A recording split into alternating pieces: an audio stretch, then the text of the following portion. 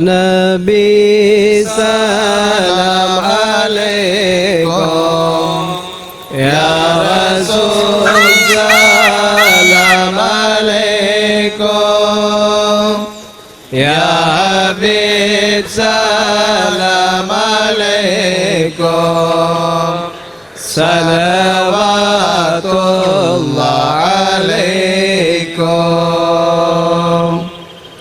asyraka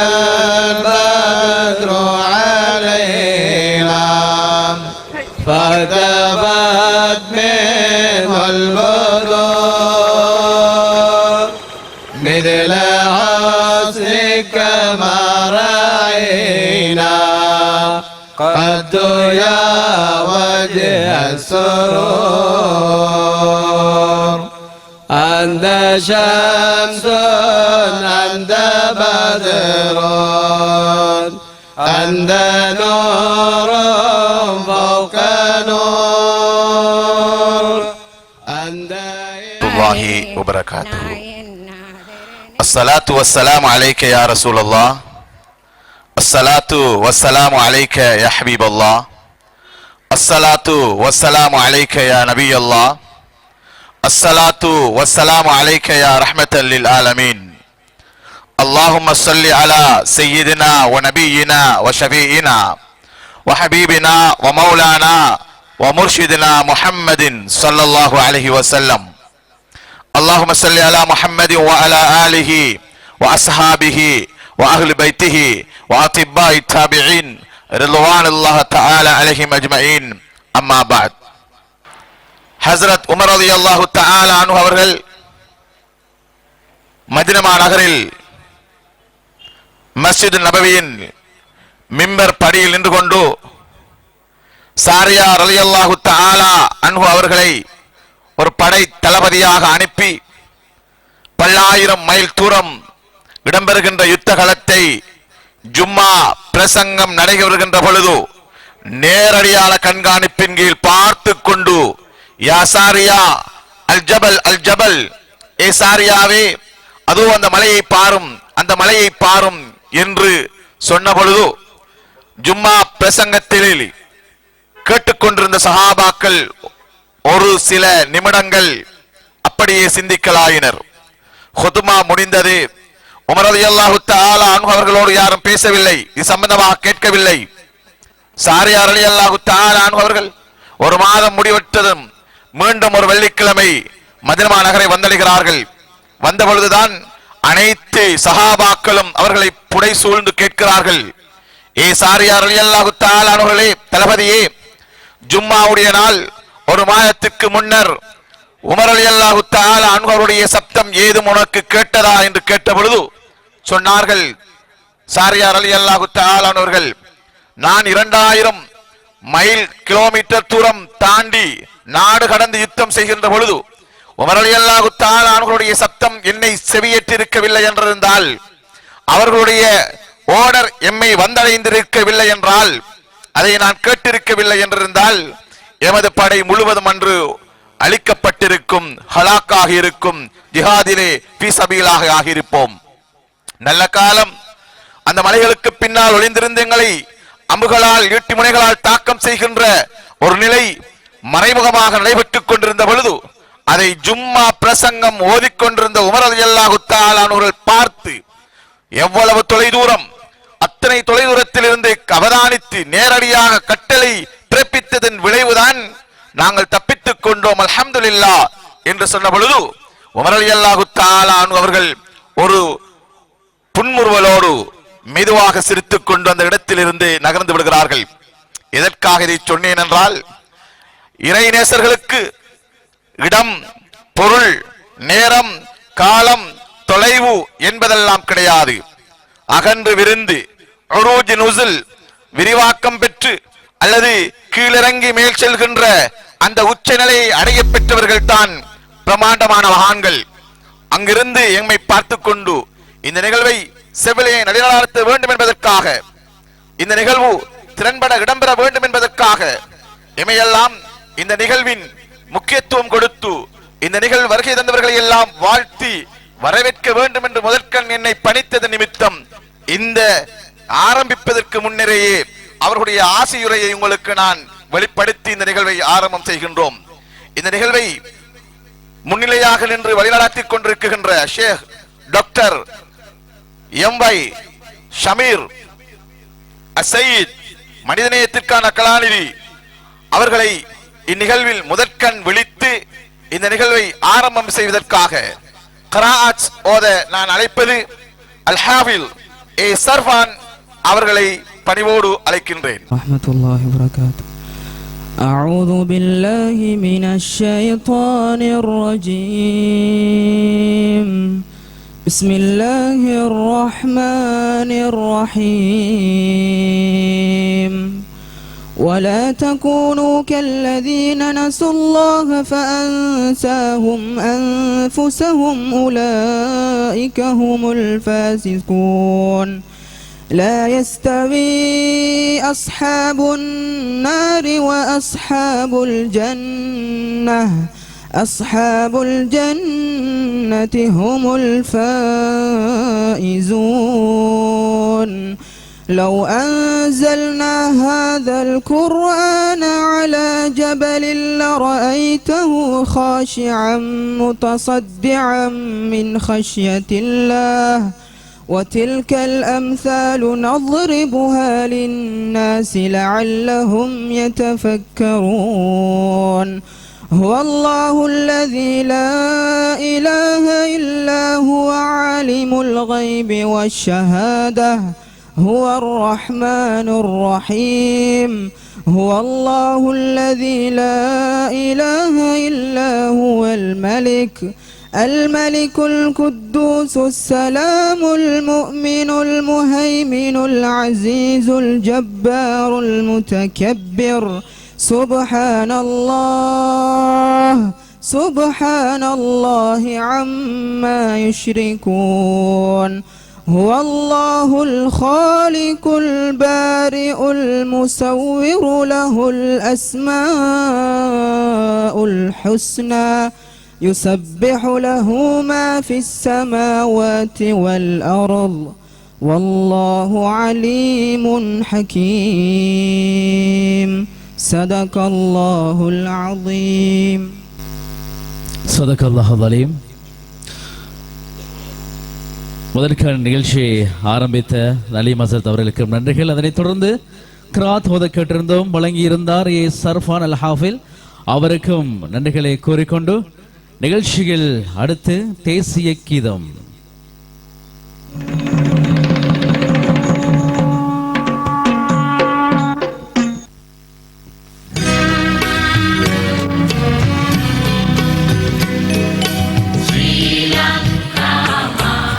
இன்றைய நாள் ஹிஜ்ரி 1447 ஜனவரி 23 1 2026 அக்கரைப்பற்று தாவூசியா ஞான மையம் மிகவும் சிறப்பான முறையிலே வெளியிடவிருக்கின்ற நல்லடியார்கள் ஆகவும் பரக்கத்தின் பாடல்கள் 10 நூல் வெளியீட்டு விழா இப்பொழுது இடம்பெற்றுக் கொண்டிருக்கிறது. இந்த நிகழ்வுகளை தாவூசியா ஞான மையத்தின் பிரதானி அஷேக் டாக்டர் எம்.வை. சமீர் அகமட் அவர்களின் கண்காணிப்பின் கீழ் நடைபெற்றுக் கொண்டிருக்கிறது. இந்நிகழ்வினை சிறப்பிப்பதற்காக விசேட அதிதிகளாக வந்திருக்கின்ற கண்ணியமிக்க உலமாக்களான அஷேக் மௌலவி எஸ்.எம். மஃபாஸ் மன்பை ஹிஸ்புல் மோமினின் செயலாளர் அவர்களும், அதனைத் தொடர்ந்து அஷேக் மௌலவி எம்.எச்.ஏ. ஹிலால் மன்பவி அவர்களும், தலைவர் இசங்கனிச்சிமை ஜியாரம், அத்தோடு அஷேக் ஏ.கே. நலீம் ஷர்கி பிரதி அதிபர் அல் ஹிதாயா மகளிர் கல்லூரி அவர்களையும் இந்த நிகழ்வை கண்டுகளிக்க பரவட்டும், வழிகாட்டட்டும், நிழல் நிலைத்திரட்டும். அல்ஹம்துலில்லாஹ். நிகழ்ச்சியில் அடுத்து சலாம் பைத் அனைவராலும் மோதப்படல். யா நபி சலாம் அலைக்கும், யா ரசூல் சலாம் அலைக்கும், யா ஹபீப் சலாம் அலைக்கும், ஸலவாத்துல்லாஹ் அலைக்கும். أشرق البدر علينا فاذهبت منه البدور مثل حسنك ما رأينا قد يا وجه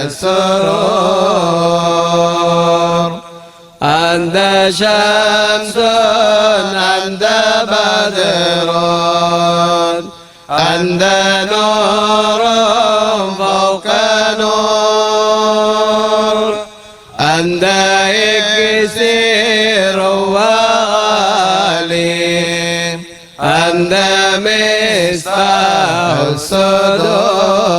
الصدور يا حبيبي يا محمد يا عروس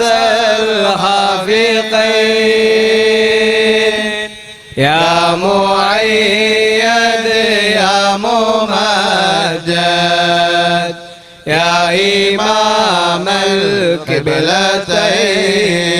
القبلتين من رأى وجهك يسعد يا كريم الوالدين حوضك الصافي المبرد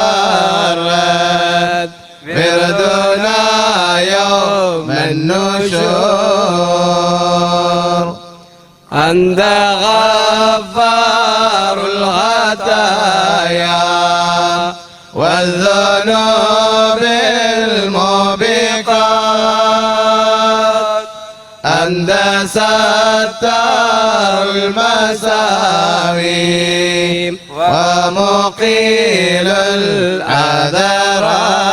العذرات يا ولي الحسنات يا رفيع الدرجات كفروا عني ذنوبي ومليئا سيئات عالم سر وخفى مستجيب الدعوات ربي ارحمنا جميعا بجميع الصالحات محمد بن عبد الله الملك عند أحمد الياي آمينا വിലതറിത്തെ ഭൂമിൽ പൂത്ത പുനബിയെ ലാ ഇലാഹ ഇല്ലല്ലാഹു ലാ ഇലാഹ ഇല്ലല്ലാഹ് ലാ ഇലാഹ ഇല്ലല്ലാഹു മുഹമ്മദുർ റസൂലുള്ളാഹ് സുന്നത്തോടൻ തൊപ്പുൽ കൊയ്ത് സുർമാവേറ്റ് നെയ്തടവി മുൻസുജൂദിലെ പിറந்த മുസ്തഫ സലാം അലൈക്കും ലാ ഇലാഹ ഇല്ലല്ലാഹു ലാ ഇലാഹ ഇല്ലല്ലാഹ് ലാ ഇലാഹ ഇല്ലല്ലാഹു മുഹമ്മദുർ റസൂലുള്ളാഹ്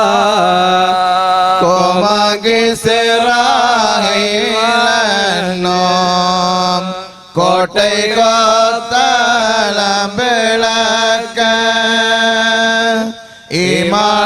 ஈமானோடனே பிறந்த இந்தலே சலாம் அலைக்கும் மங்கை ஹோரேலின் மரியாம் ஆயிஷா மருத்துவம் செய் திங்கள் தானில பிறந்த செம்மலே சலாம் அலைக்கும் ஆதியில் திரு தோதராகி ஆலமெங்கும் ஹபிபராஹிம்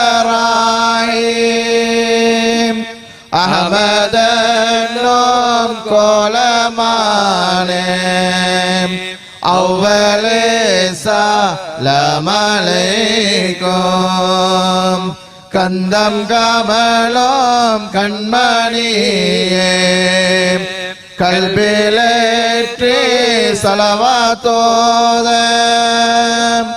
ஏகனான் நமக்களித்த ஏந்தலே சலாம் அலைக்கும் ஹலிமானாத்தே அம்மையாரை செல்வமாக்கே அவர் உயர செவிலித்தாயே நமுதமென்று ஏழ்மை நட்பை ஏற்ற நேரே ஏகனாமிரையை ஏற்றே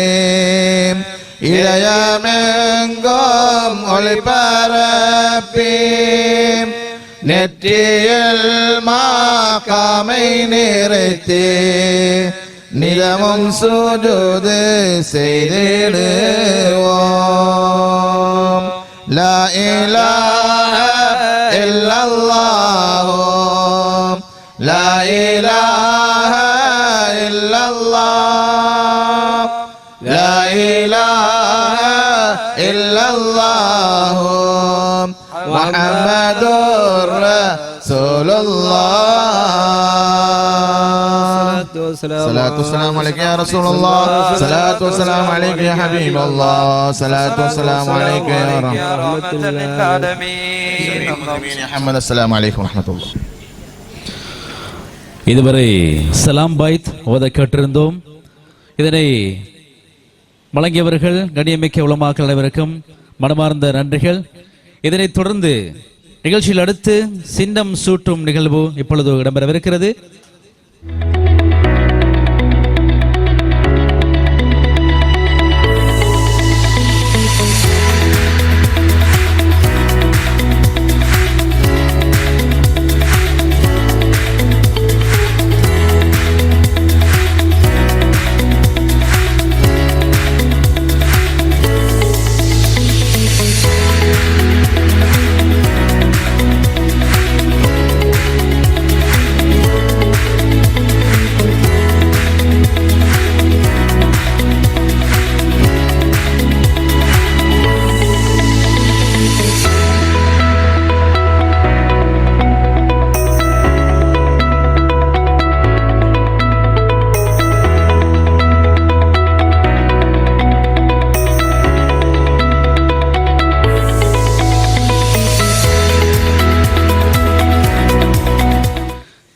அக்கரைப்பற்று தாவூசியா ஞான மையத்தின் புத்தக வெளியீடு இப்பொழுது மிகவும் சிறப்பான முறையிலே நடைபெற்றுக் கொண்டிருக்கிறது. தாவூசியா ஞான மையத்தின் நல்லடியார்களாகவும் வரக்கத்தின் பாடல்கள் 10 என்கின்ற நூல் வெளியீட்டு விழா. இந்த நிகழ்வை தாவூசியா ஞான மையத்தின் பிரதான ஷேக் டாக்டர் M.Y. சமீர் அகமது அவர்களின் கண்காணிப்பீங்கள். இந்த நிகழ்வு இப்பொழுது மாலை நேரத்திலே இந்த இடத்தில் மிகவும் சிறப்பான முறையிலே நடைபெற்றுக் கொண்டிருக்கிறது. அதனைத் தொடர்ந்து நிகழ்ச்சியில் அடுத்து வரவேற்பு தொகுப்பு TM ஹினாயா ஆசிரியர் அவர்களை அன்புடன் அழைக்கின்றேன். பிஸ்மில்லாஹிர் ரஹ்மானிர் ரஹீம் அல்ஹம்துலில்லாஹி ரப்பில் ஆலமீன். எல்லா புகழும் வல்லநாயனிக்கே. அஸ்ஸலாமு அலைக்கும் வரஹ்மத்துல்லாஹி வபரகாத்துஹு. தரீகத்து தாவூசியா ஞான மையத்தினால் ஏற்பாடு செய்யப்பட்டுள்ள நல்லடியார்கள் ஆகுவோம் என்ற நிகழ்வில் கலந்து சிறப்பிக்க வந்திருக்கும் எஸ்எம் மஃபாஸ் மன்பை காதிரி அவர்களே மற்றும் அஷேக் ஹிலால் மன்பை காதிரி அவர்களே மற்றும் அஷேக் நலீம் சர்க்கி அவர்களே, ஃபக்கீர்களான நிஜாமுதீன் குத்தாபுல் அவர்களே, ஃபக்கீர் தஸ்லீம் அவர்களே, மேலும் உலமாக்களே, தரீகத்து தாவூசியா ஞான மையத்தின் ஸ்தாபகரான சமீர் அகமத் காதிரி அவர்களின் குடும்ப உறுப்பினர்கள் அவர்களே, இந்நிகழ்வில் கலந்து பயனடைய வந்திருக்கும் தாய்மார்களே, சகோதர சகோதரிகளே, சின்னஞ்சிறார்களே, அனைவரையும் தரீகத்து தாவூசியா ஞான மையம் சார்பாக உங்களை முதற்கண் வரவேற்கின்றேன். அல்லாஹ்வின் பேரருளாலும் எம் கண்மணி நாயகம் ஸல்லல்லாஹு அலைஹி வஸல்லம் அவர்களின் ஸலவாத்துக்களாலும் ஆசீர்வதிக்கப்பட்ட இந்நாளில் நாம் ஒன்றிணைந்திருப்பது மிக்க மகிழ்ச்சியை தருகின்றது. இன்றைய நிகழ்வு ஒரு சாதாரண நிகழ்ச்சி அல்ல. ஞானத்தின் வெளிச்சத்தை உள்ளங்களில் ஏற்றி எம் வாழ்வை செம்மைப்படுத்தும் ஒரு புனித பயணம் என்றே நாம் இதை கூறலாம். அது மட்டுமல்ல, ஞானத்தின் தொடர்ச்சியை நினைவூட்டும் ஆன்மீக பரம்பரையை மதிக்கும் ஒரு நிகழ்வாக இது கொள்ளப்படுகிறது.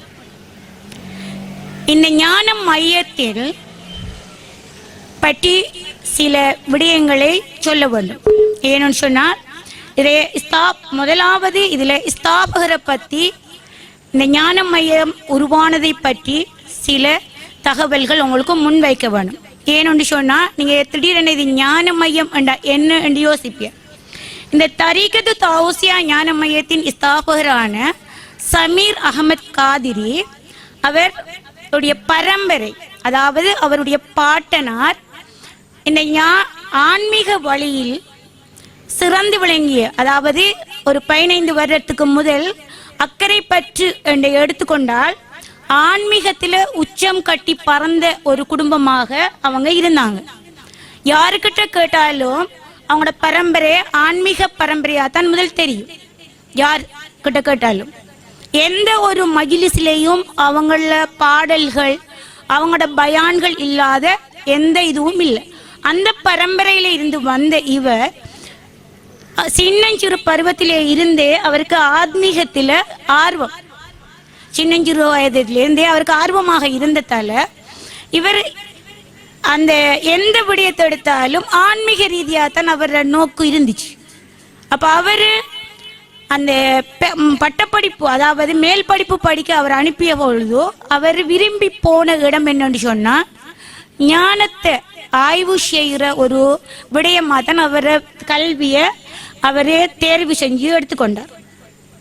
அதன் பயனாக அவர் இந்த ஊருக்கு 2015ஆம் ஆண்டு அவர் இங்கே தான் இருந்த, ஆனால் அந்த மேல் படிப்புக்காக வேண்டி போனவர் இங்கே ஒரு 10 வருஷம் 15 வருஷமாக இந்த ஊருக்கு அந்த வரல. ஒரு 15 வருஷத்துக்கு பிறகு இந்த ஊருக்கு ஆன்மீகவாதியாகத்தான் அவர் இங்கே வந்தவர் அவங்களோட பாட்டனார் செய்து கொண்டிருந்த அந்த ராத்திப் மஜ்லிஸையும் அடுத்தது வியாபாரத்தையும், அதாவது கலம்புல ஒரு சாரா கம்பெனி எடுத்து அதில் அந்த வியாபார இதுவும் அந்த ராத்திப்பையும் செஞ்சு கொண்டிருந்தார்.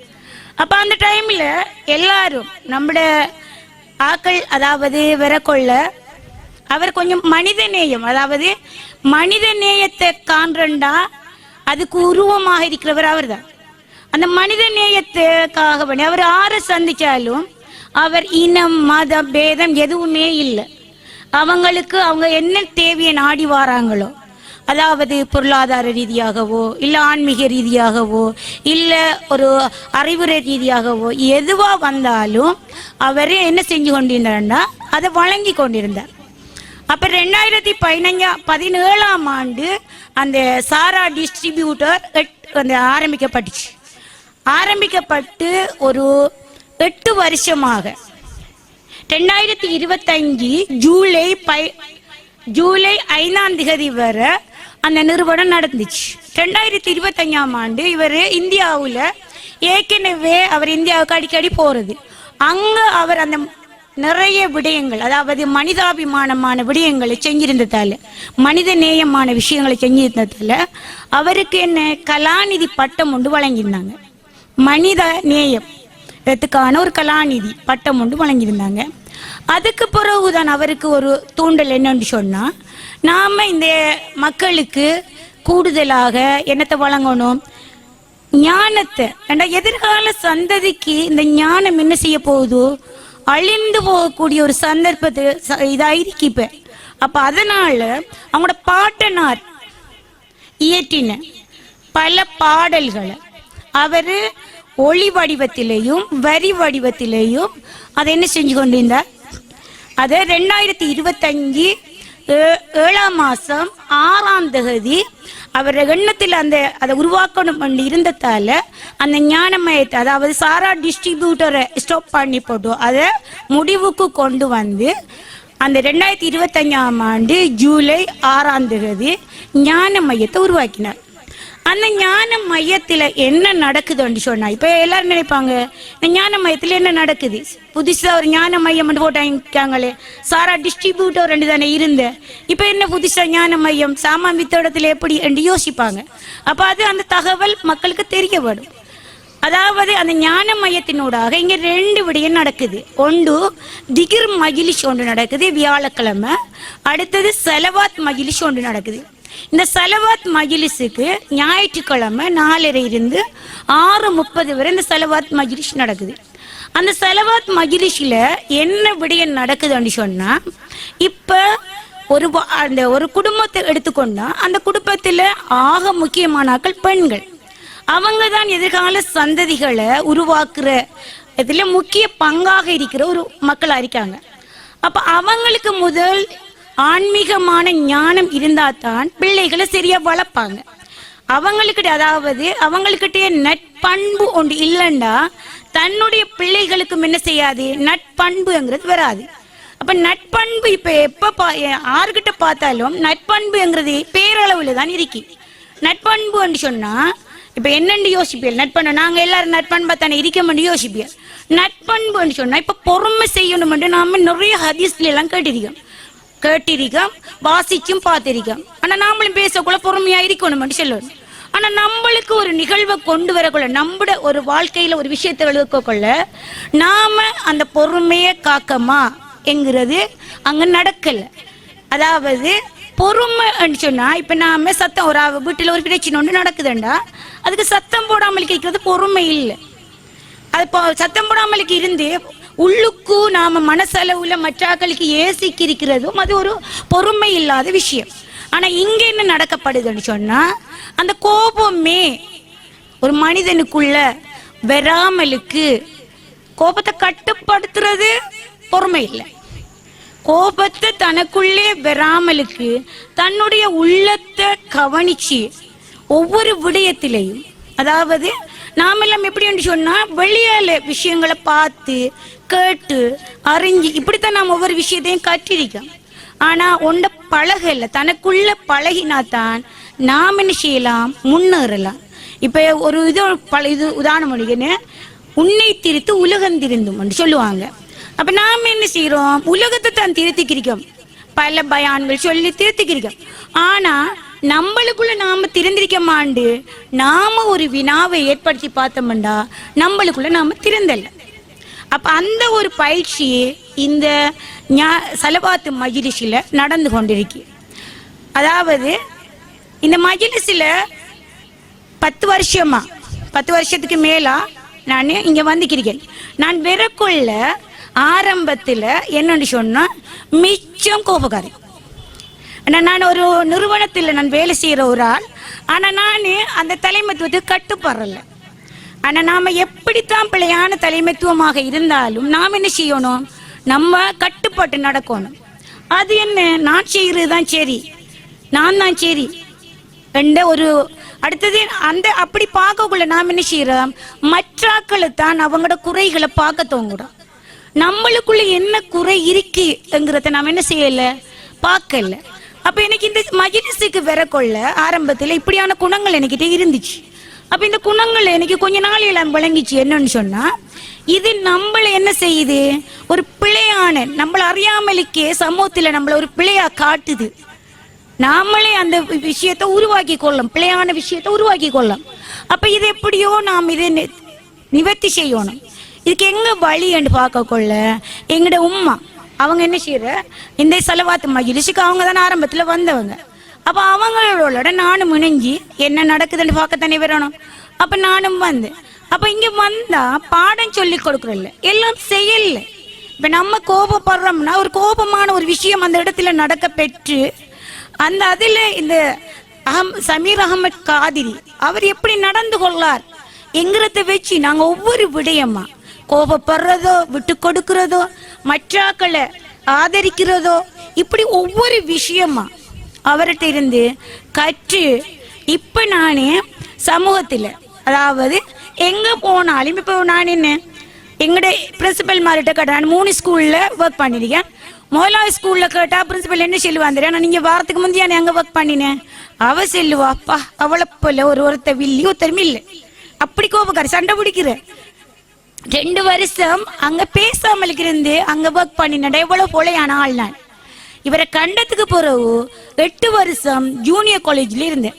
அந்த ஜூனியர் காலேஜ்ல பிரின்சிபல்கிட்ட கேட்டா என் மாற்றத்தை பத்தி அவர் எந்த ஒரு விஷயத்திலேயும் என் மாற்றத்தை சொல்லித்தான் மற்றாக்களுக்கு சொல்லுவார். அப்ப நான் மாறி இருக்கேங்கிறது.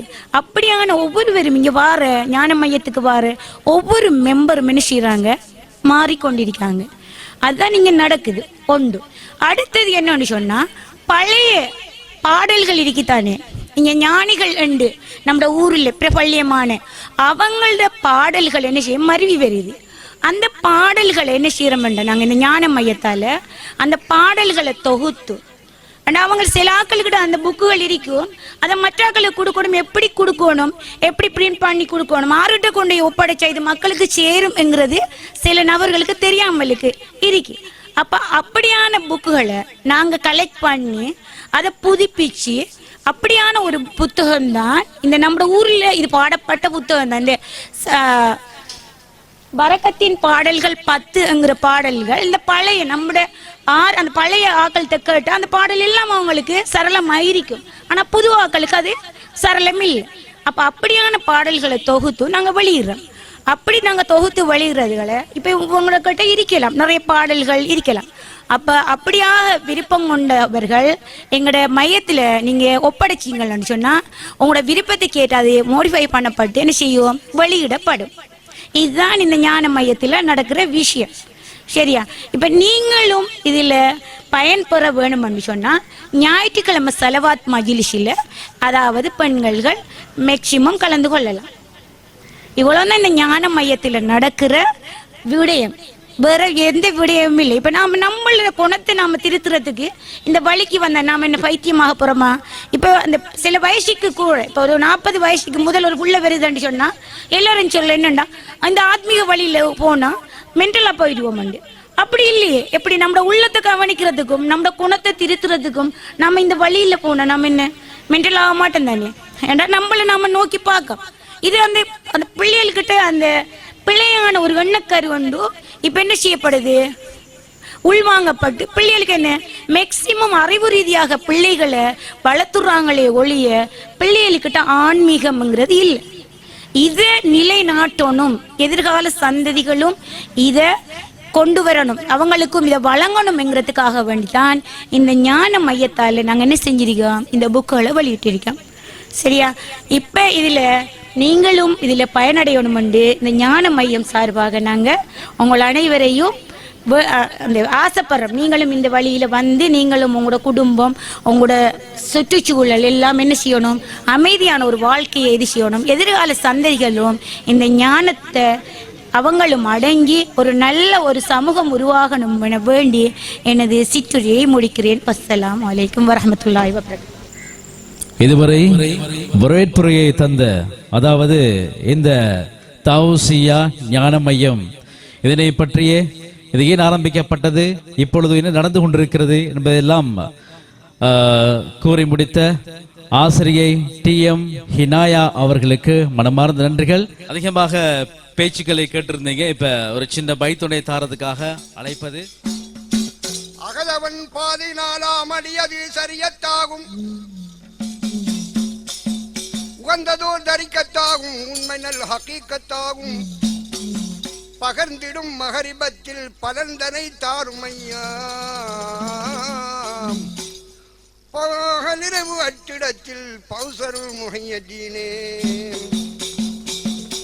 சுசிரப்பாவை கயிறட்டு வீழும் சூட்ட கயிற்றினை பாரடாம், சுசிரப்பாவை கயிறட்டு வீழும் சூட்ட கயிற்றினை பாரடா, ஆதி சூட்ட கயிற்றினை பாரடா, ஆதி சூட்ட கயிற்றினை பாரடா, நெத்திரம் ரெண்டிலும் நேர இலங்குது,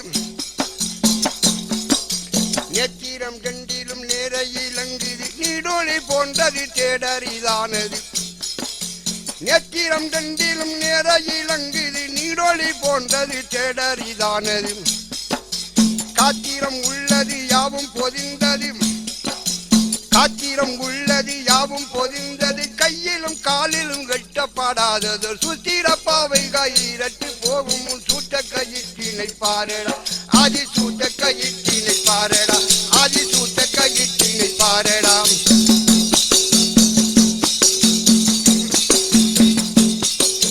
சாஸ்திர வேதம் சதா கொடி கட்டாலும், சாஸ்திர வேதம் சதா கொடி கட்டாலும், சமய நெறிகளில் ஆசாரம் பெற்றாலும், பாத்திரம் ஏந்தி பூரத்தில் அலைந்தாலும், பாத்திரம் ஏந்தி பூரத்தில் அலைந்தாலும், பாவலையால் உடல் உள்ளம் மெலிந்தாலும், மாத்திர என்னும் எமன்னரும் அப்போது மற்றொன்று உதவாது உதவாது உதவாது, இந்த சுத்திரமாகிய தோணி கவுளும் முன், இந்த சுத்திரமாகிய தோணி கவுளும் முன், சுக்கானை நேர்வழி திக்கனமே சொன்னன், சுத்திரப்பாவை கயிறட்டு போகும் முன் சூட்ட கயிற்றினை பாரடா, ஆதி சூட்ட கயிற்றினை பாரடா, ஆதி சூட்ட கயிற்றினை பாரடா,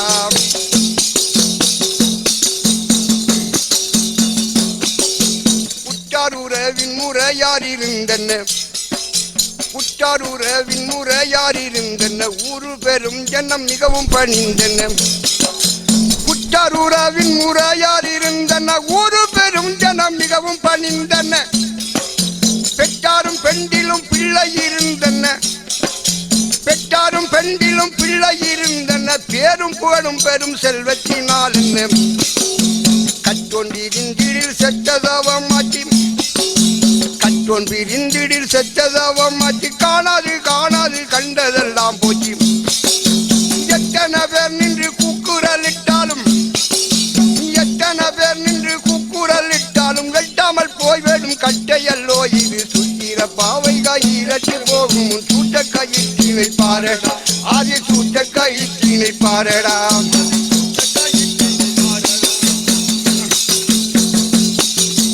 மாய பிறவி வலையை அடைந்திடம், மாய பிறவி வலையை அடைந்திடம், மாறாத்தியான மனதில் நினைத்திடம், காயப்புரி கொட்டை கைக்குலகப்பட, காயப்புரி கொட்டை கைக்குலகப்பட, காணும் மணிச்சுடத்தான இளங்கிடம், ஆயும் அறிவுகள் யோகத்தினால் ஆனந்த தேனையில் உண்டவுடன் தொழும், தாய உலகத்தை ஈன்ற குணங்குடி தற்பரனை கொண்டு ஹொப்புடனே சென்று சுத்திரப்பாவை கயிறட்டு போகும் சூட்ட கயிற்றினை பாரடா, ஆதி சூட்ட கயிற்றினை பாரடா, ஆதி சூட்ட கயிற்றினை பாரடா, ஆதி சூட்ட கயிற்றினை பாரடா, ஆதி சூட்ட கயிற்றினை பாரடா.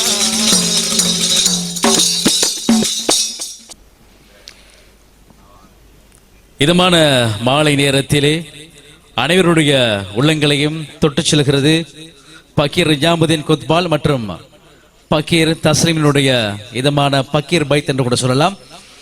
மிகவும் அருமையான முறையிலே பாடிச் செல்கிறார்கள், அவர்களுக்கு மனமார்ந்த நன்றிகள். இதனைத் தொடர்ந்து நிகழ்ச்சியில் அடுத்து முஹைதீன் ஆண்டகையின் ஆன்மீக பேச்சு, இதனை தர அழைப்பது SM மஃபாஸ் மௌலவி மண்பை காதிரி, செயலாளர் ஹிஸ்புல் முமின் அமைப்பு, ஆட்டாள சென்னை. الحمد لله رب العالمين والعاقبة للمتقين. وقال نبينا صلى الله عليه وسلم: من آذى لي وليا فقد آذنت له حربا له. صدق الله العظيم وصدق رسوله النبي الكريم ونحن على ذلك من الشاهدين والشاكرين والحمد لله رب العالمين. அனைத்து புகழும் போற்றியும் இவ்வையகத்தை இரட்சிக்கின்றவனாம் வல்ல நாயன் அல்லாஹ்வுக்கு சுப்ஹானஹு தஆலா ஒருவனுக்கு அல்ஹம்துலில்லாஹ். சலாத்தும் சலாமும் சாந்தி மதமேந்தி வந்த சத்திய தூதர், உயிரிலும் உயிரான உயிருக்கு மேலான எம்பெருமானார் முஹம்மது முஸ்தபா நபி ஸல்லல்லாஹு அலைஹி வஸல்லம் மன்னவர்கள் மீதிலும் ஸலவாத்தும் சலாமும் உரைத்தவனாய், நல்லடியார்கள் ஆகுவோம், பரக்கத்துக்களின் பாடல்கள் 10 என்ற நூல் வெளியீட்டு விழாவின் கதாநாயகராக திகழ்ந்து கொண்டிருக்கக்கூடிய தாவூசியா யான மையத்தினுடைய ஆத்மீக குரு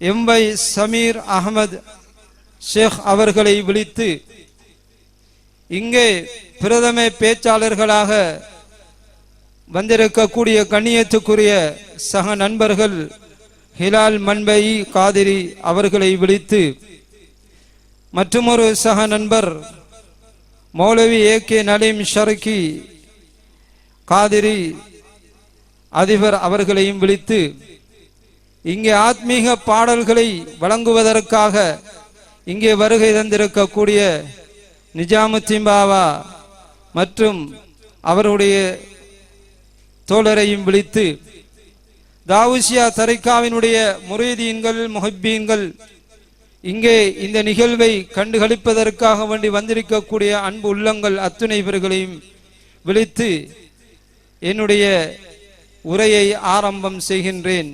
ஆரம்ப கண் சலாம். அஸ்ஸலாமு அலைக்கும் வரஹ்மத்துல்லாஹி தஆலா வபரகாத்து. இந்த தாவூசியா யான மையத்தின் ஊடாக இன்று வெளியிடப்பட இருக்கக்கூடிய 10 பாடல்கள் என்ற ஒரு நூல் மிகவும் சந்தோஷமான ஆத்மீகத்தை எங்களுடைய உள்ளங்களை தொட்டு செல்லுகின்ற பொக்கிஷமான பாடல்கள் 10 பாடல்கள் அந்த நூலிலே புரியப்பட்டிருக்கிறது. அதனை நான் அழகான முறையில் பார்க்கின்ற போது எங்களுடைய உள்ளங்கள் ஈமானை தொட்டு செல்லக்கூடிய ஆத்மீகத்தினுடைய நினைவுகளையும் ஆத்மீக குருக்களினுடைய நினைவுகளையும் எங்களுடைய உள்ளங்களிலே அது பரிணாமிக்கக்கூடிய ஒரு சந்தர்ப்பமாக இந்த நூலை நான் காணுகிறேன்.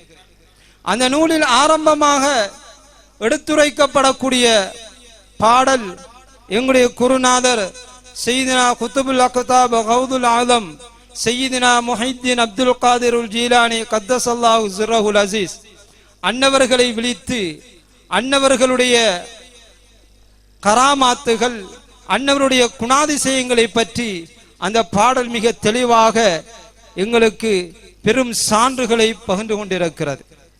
கண்ணியத்துக்குரியவர்களே, பெரியவர்களே, ஆரம்பமாக நாம் வழிமாறுகளை அறிந்து கொள்ள வேண்டும். வழிமாறுகளை பற்றி குர்ஆன் என்ன போதிக்கிறது, எம்பெருமானார் முஹம்மது முஸ்தபா நபி ஸல்லல்லாஹு அலைஹி வஸல்லம் அன்னவர்கள் என்ன போதித்தார்கள், இந்த வழிமாறுகளை பின்பற்றுவது எங்களுடைய ஆத்மீகத்துக்கு உகந்ததா, சாதகமானதா, பாதகமானதா என்பதனை நாம் தெளிவாக புரிந்து கொள்ள வேண்டும். அல்லாஹ்வுக்கு சுப்ஹானஹு வ தஆலா எப்படி நபிமார்களையும் ரசூல்மார்களையும் அவனுடைய அல் குர்ஆனிலே விரிவுபடுத்தியிருக்கின்றானோ, இதே போன்றுதான் அல்லாஹ்வுடைய இறை நேசர்களான அந்த வழிமார்களையும் அல்லாஹ் ஜல்லஷானஹு வ தஆலா குர்ஆனிலே பிரஸ்தாபித்து குறிப்பிட்டிருக்கிறார். அல்லாஹ்வுக்கு சுப்ஹானஹு வ தஆலா ஒரு வசனத்தில் குறிப்பிடுகிற போது, நான் மேற்கூறிய வசனம் மிக தெளிவாக எங்களுக்கு எடுத்து காட்டுகிறது. யா அய்யுஹல்லதீன ஆமனு அத்தியுல்லாஹ வ அத்திர் ரசூல் ஃபஉலில் அம்ரி மின்கும். இந்த வசனம் பல நிகழ்வுகளை எடுத்து காட்டக்கூடியதாக இருக்கிறது. அல்லாஹ் தஆலா இந்த வசனத்தில் சொல்லக்கூடிய விடயம் என்னவென்று சொன்னால், ஈமான் கொண்ட விசுவாசிகளே, ஈமான் கொண்டவர்களை பார்த்து சொல்லுகிறான், யா அய்யுஹல்லதீன ஆமனு, ஈமான் கொண்ட விசுவாசிகளே, அத்தியுல்லாஹ வ அத்தியு ரசூல ஃபஉலில் அம்ரி மின்கும். இங்கே அல்லாஹ் 3 பேர்களுக்கு வழிபடுமாறு இந்த வசனத்திலே சுட்டிக்காட்டுகிறார். முதலாவதாக அல்லாஹ் ஜல்லஷானஹு வ தஆலா வழிபடுமாறு யாரை சொல்லுகிறான் என்றால் தன்னை பற்றி சொல்லுகிறான். அல்லாஹ்வை பற்றி சொல்லுகிறான். ஈமான் கொண்டவர்களே, நீங்கள் முதலாவதாக அல்லாஹ்வுக்கு வழிபடுங்கள். இரண்டாவதாக அல்லாஹ் ஜல்லஷானஹு வ தஆலா சொல்லுகிறான், உங்களுடைய ரசூல்மார்கள், உங்களுக்கு அனுப்பப்பட்ட நபிமார்கள், ரசூல்மார்கள், உங்களுக்கு அனுப்பப்பட்ட நபிக்கு நீங்கள் வழிபடுங்கள். மூன்றாவதாக சொல்லுகிறான், ஃபௌலில் அம்ரி மின்கும், உங்களில் இருக்கக்கூடிய காரிய கர்த்தாக்கள். இந்த உலில் அம்ரி என்று சொல்லுவதற்கு தப்சீருடைய அறிஞ பெருமக்கள் இவ்வாறு விளக்கம் கொடுக்குகிறார்கள். 3 பேர்களை குறித்து அல்லாஹ் இந்த உலில் அம்ரி மின்கும் என்று சொல்லக்கூடிய விடயத்திலே 3 பேர்களை அல்லாஹ் விളിக்கிறார். முதலாவதாக உங்களுடைய தலைமைத்துவங்களுக்கு, உங்களுக்கு உங்களுடைய குடும்பத்திலே சரி, உங்களுடைய ஊர்ல சரி, உங்களுடைய பிராந்தியத்திலே சரி, அல்லது உங்களுடைய அமைப்பிலே சரி இருக்கக்கூடிய தலைமைத்துவத்துக்கு கட்டுப்பட வேண்டும் என்று அல்லாஹ் ரப்புல் ஆலமீன் இந்த வசனத்திலே சுட்டிக்காட்டுகிறார். இரண்டாவதாக தப்சீருடைய இமாம்கள், அறிஞ பெருமக்கள் சொல்லுகிறார்கள், அல்லாஹ் இரண்டாவதாக இந்த உலில் அம்ரி மின்கும் என்ற விடயம் யாரில் என்று சொன்னால் ஆத்மீகம் சார்ந்த அறிஞ பெருமக்கள், உங்களுடைய கண்ணியமான உலமாக்கள், உங்களுக்கு ஆத்மீகத்தை போதிக்கக்கூடிய உலமாக்கள், அவர்கள் என்றும் தப்சீரிலே புரியப்பட்டிருக்கிறது. இன்னும் ஒரு கருத்து புரியப்பட்டிருக்கிறது, அல்லாஹ்வினுடைய இறை நேச செல்வர்கள், வலிமார்கள், அல்லாஹுவை அடைந்து கொண்டவர்கள், அல்லாஹுவை கண்டவர்கள், அல்லாஹுவை அடைந்து கொண்டவர்களுக்கு நீங்கள் வழிபடுங்கள் ஈமான் கொண்டவர்களே என்று அல்லாஹ் சுப்ஹானஹு வ தஆலா இந்த வசனத்திலே எங்களுக்கு சுட்டிக்காட்டுகிறார். இந்த வசனத்தை உற்று நோக்குகிற போது அல்லாஹ்வினுடைய வழிமாறுகள் இந்த பூமியில் இருக்கிறார்கள் என்பதனை இந்த வசனம் எங்களுக்கு எடுத்து காட்டுகிறது.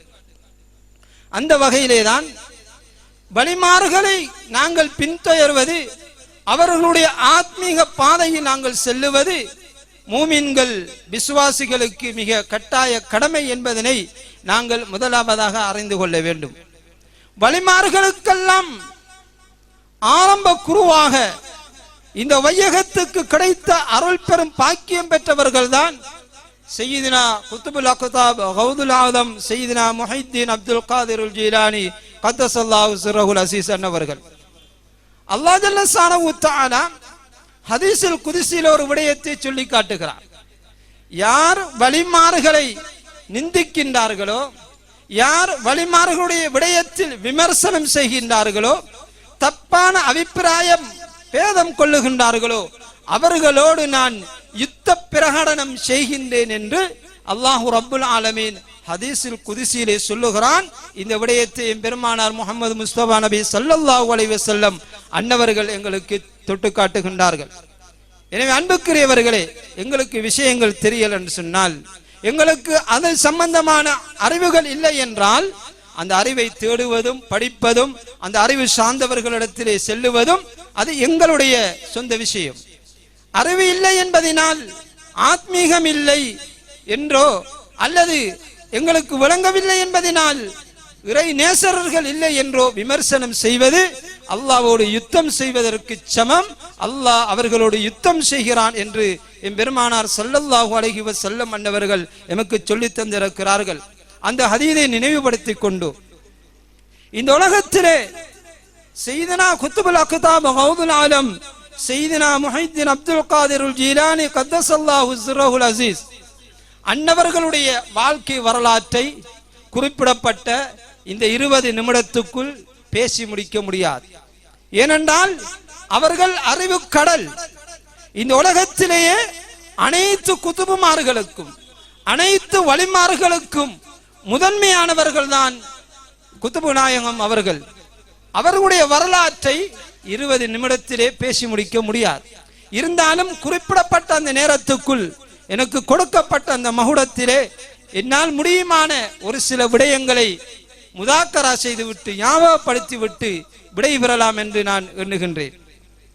கண்ணியத்துக்குரிய கணவான்களே, இந்த முஹைத்தீன் அப்துல் காதிர் ஜீலானி கத்தஸல்லாஹு சிர்ரஹுல் அஸீஸ் அன்னவர்கள் யார்? சாதாரணமாக சொல்லுவார்கள் குத்துபு நாயகம் என்று சூசகமாக எங்களுடைய பேச்சு வழக்கிலே நாங்கள் வைத்திருக்கிறோம். யா முஹைத்தீன், அவருடைய பிரதானமான பெயர் மக்களால் சூட்டப்பட்ட சமூகத்தினால் கொடுக்கப்பட்ட பெயர்தான் முஹைத்தீன். ஏன்? இந்த மார்க்கத்தை உயிர்ப்பித்தவர்கள், இந்த மார்க்கத்துக்காக வேண்டி அறப்போர் செய்தவர்கள், இந்த மார்க்கத்தை உயிர்ப்பதற்காக வேண்டி தன்னுடைய ஆத்மாவை அழித்துக் கொண்டவர்கள், தங்களுடைய வாழ்க்கையை அழித்துக் கொண்டவர்கள். அதனால் அவர்களுக்கு முஹைத்தீன் என்ற புனைப்பெயர் சூட்டப்பட்டிருக்கிறது. அவர்களுடைய உண்மையான பெயர் அப்துல் காதிர். அப்துல் காதிர் என்பதுதான் அவருடைய உண்மையான பெயர்.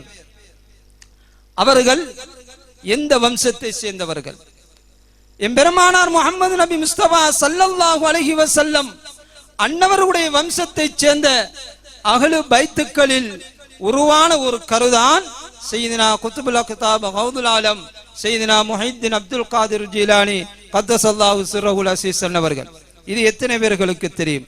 இந்த ஆத்மீகம் சார்ந்தவர்கள், அஹ்லு சுன்னா வல் ஜமாஅத்தின் கொள்கையிலே ஆணித்தளமாம் உறுதியாக இருக்கக்கூடியவர்கள், ஷேகுமார்களை பற்றி பிடித்துக் கொண்டவர்கள், அவர்கள் இதனை தெளிவாக அறிந்திருப்பார்கள், கற்றிருப்பார்கள் அவருடைய மஷாஹிமார்களிடத்திலே.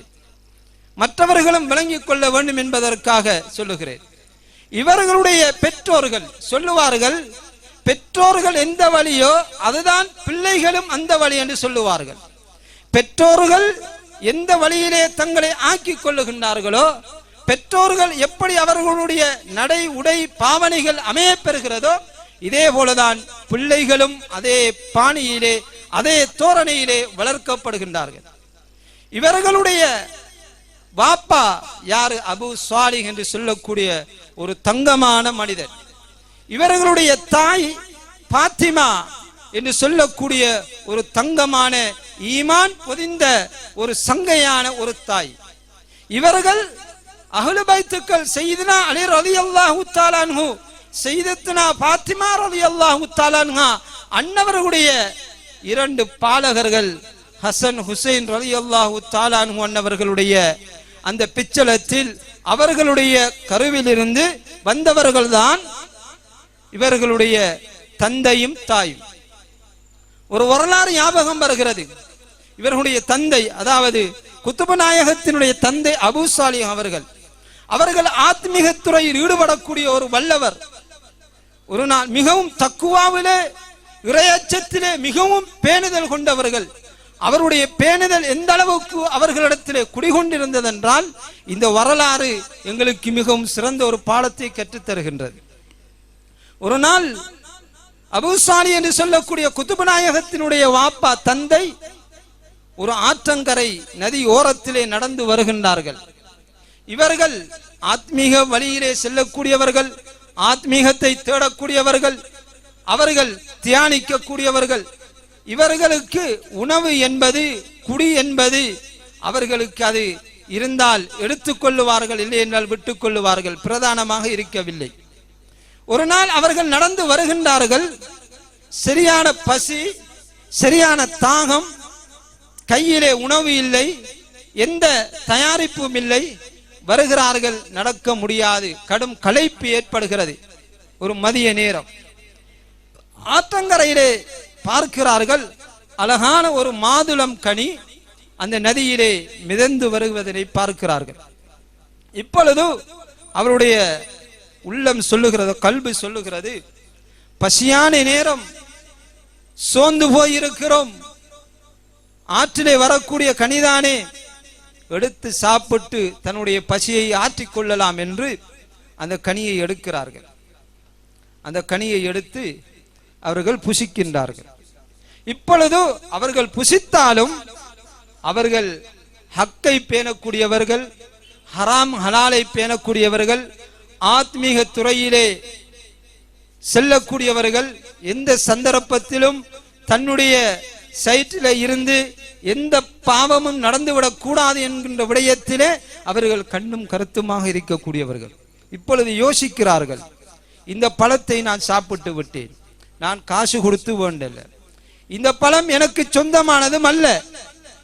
இப்ப இந்த பழம் என்னுடைய உடம்புல சென்றால் இது ஹராமாக ஆகிவிடுமே, என்னுடைய உடம்புல ஹராம் சேர்க்கப்பட்டால் என்னுடைய ஆத்மீகத்துக்கும் என்னுடைய ஏன இபாதத்துகளுக்கும் அது தங்கு தடையாக ஆகிவிடுமே, அல்லாஹ்வுடைய சாபத்தை எனக்கு இட்டுத்தருமே என்கின்ற அந்த அச்சம், அந்த அச்ச உணர்வு, பயம் அவருடைய உள்ளத்திலே குடிகொள்ளுகிறது. இப்பொழுது யோசிக்கலாகின்றார்கள், இந்த பழம் எங்கிருந்து வந்தது, அதனை தேடுகிறார்கள்.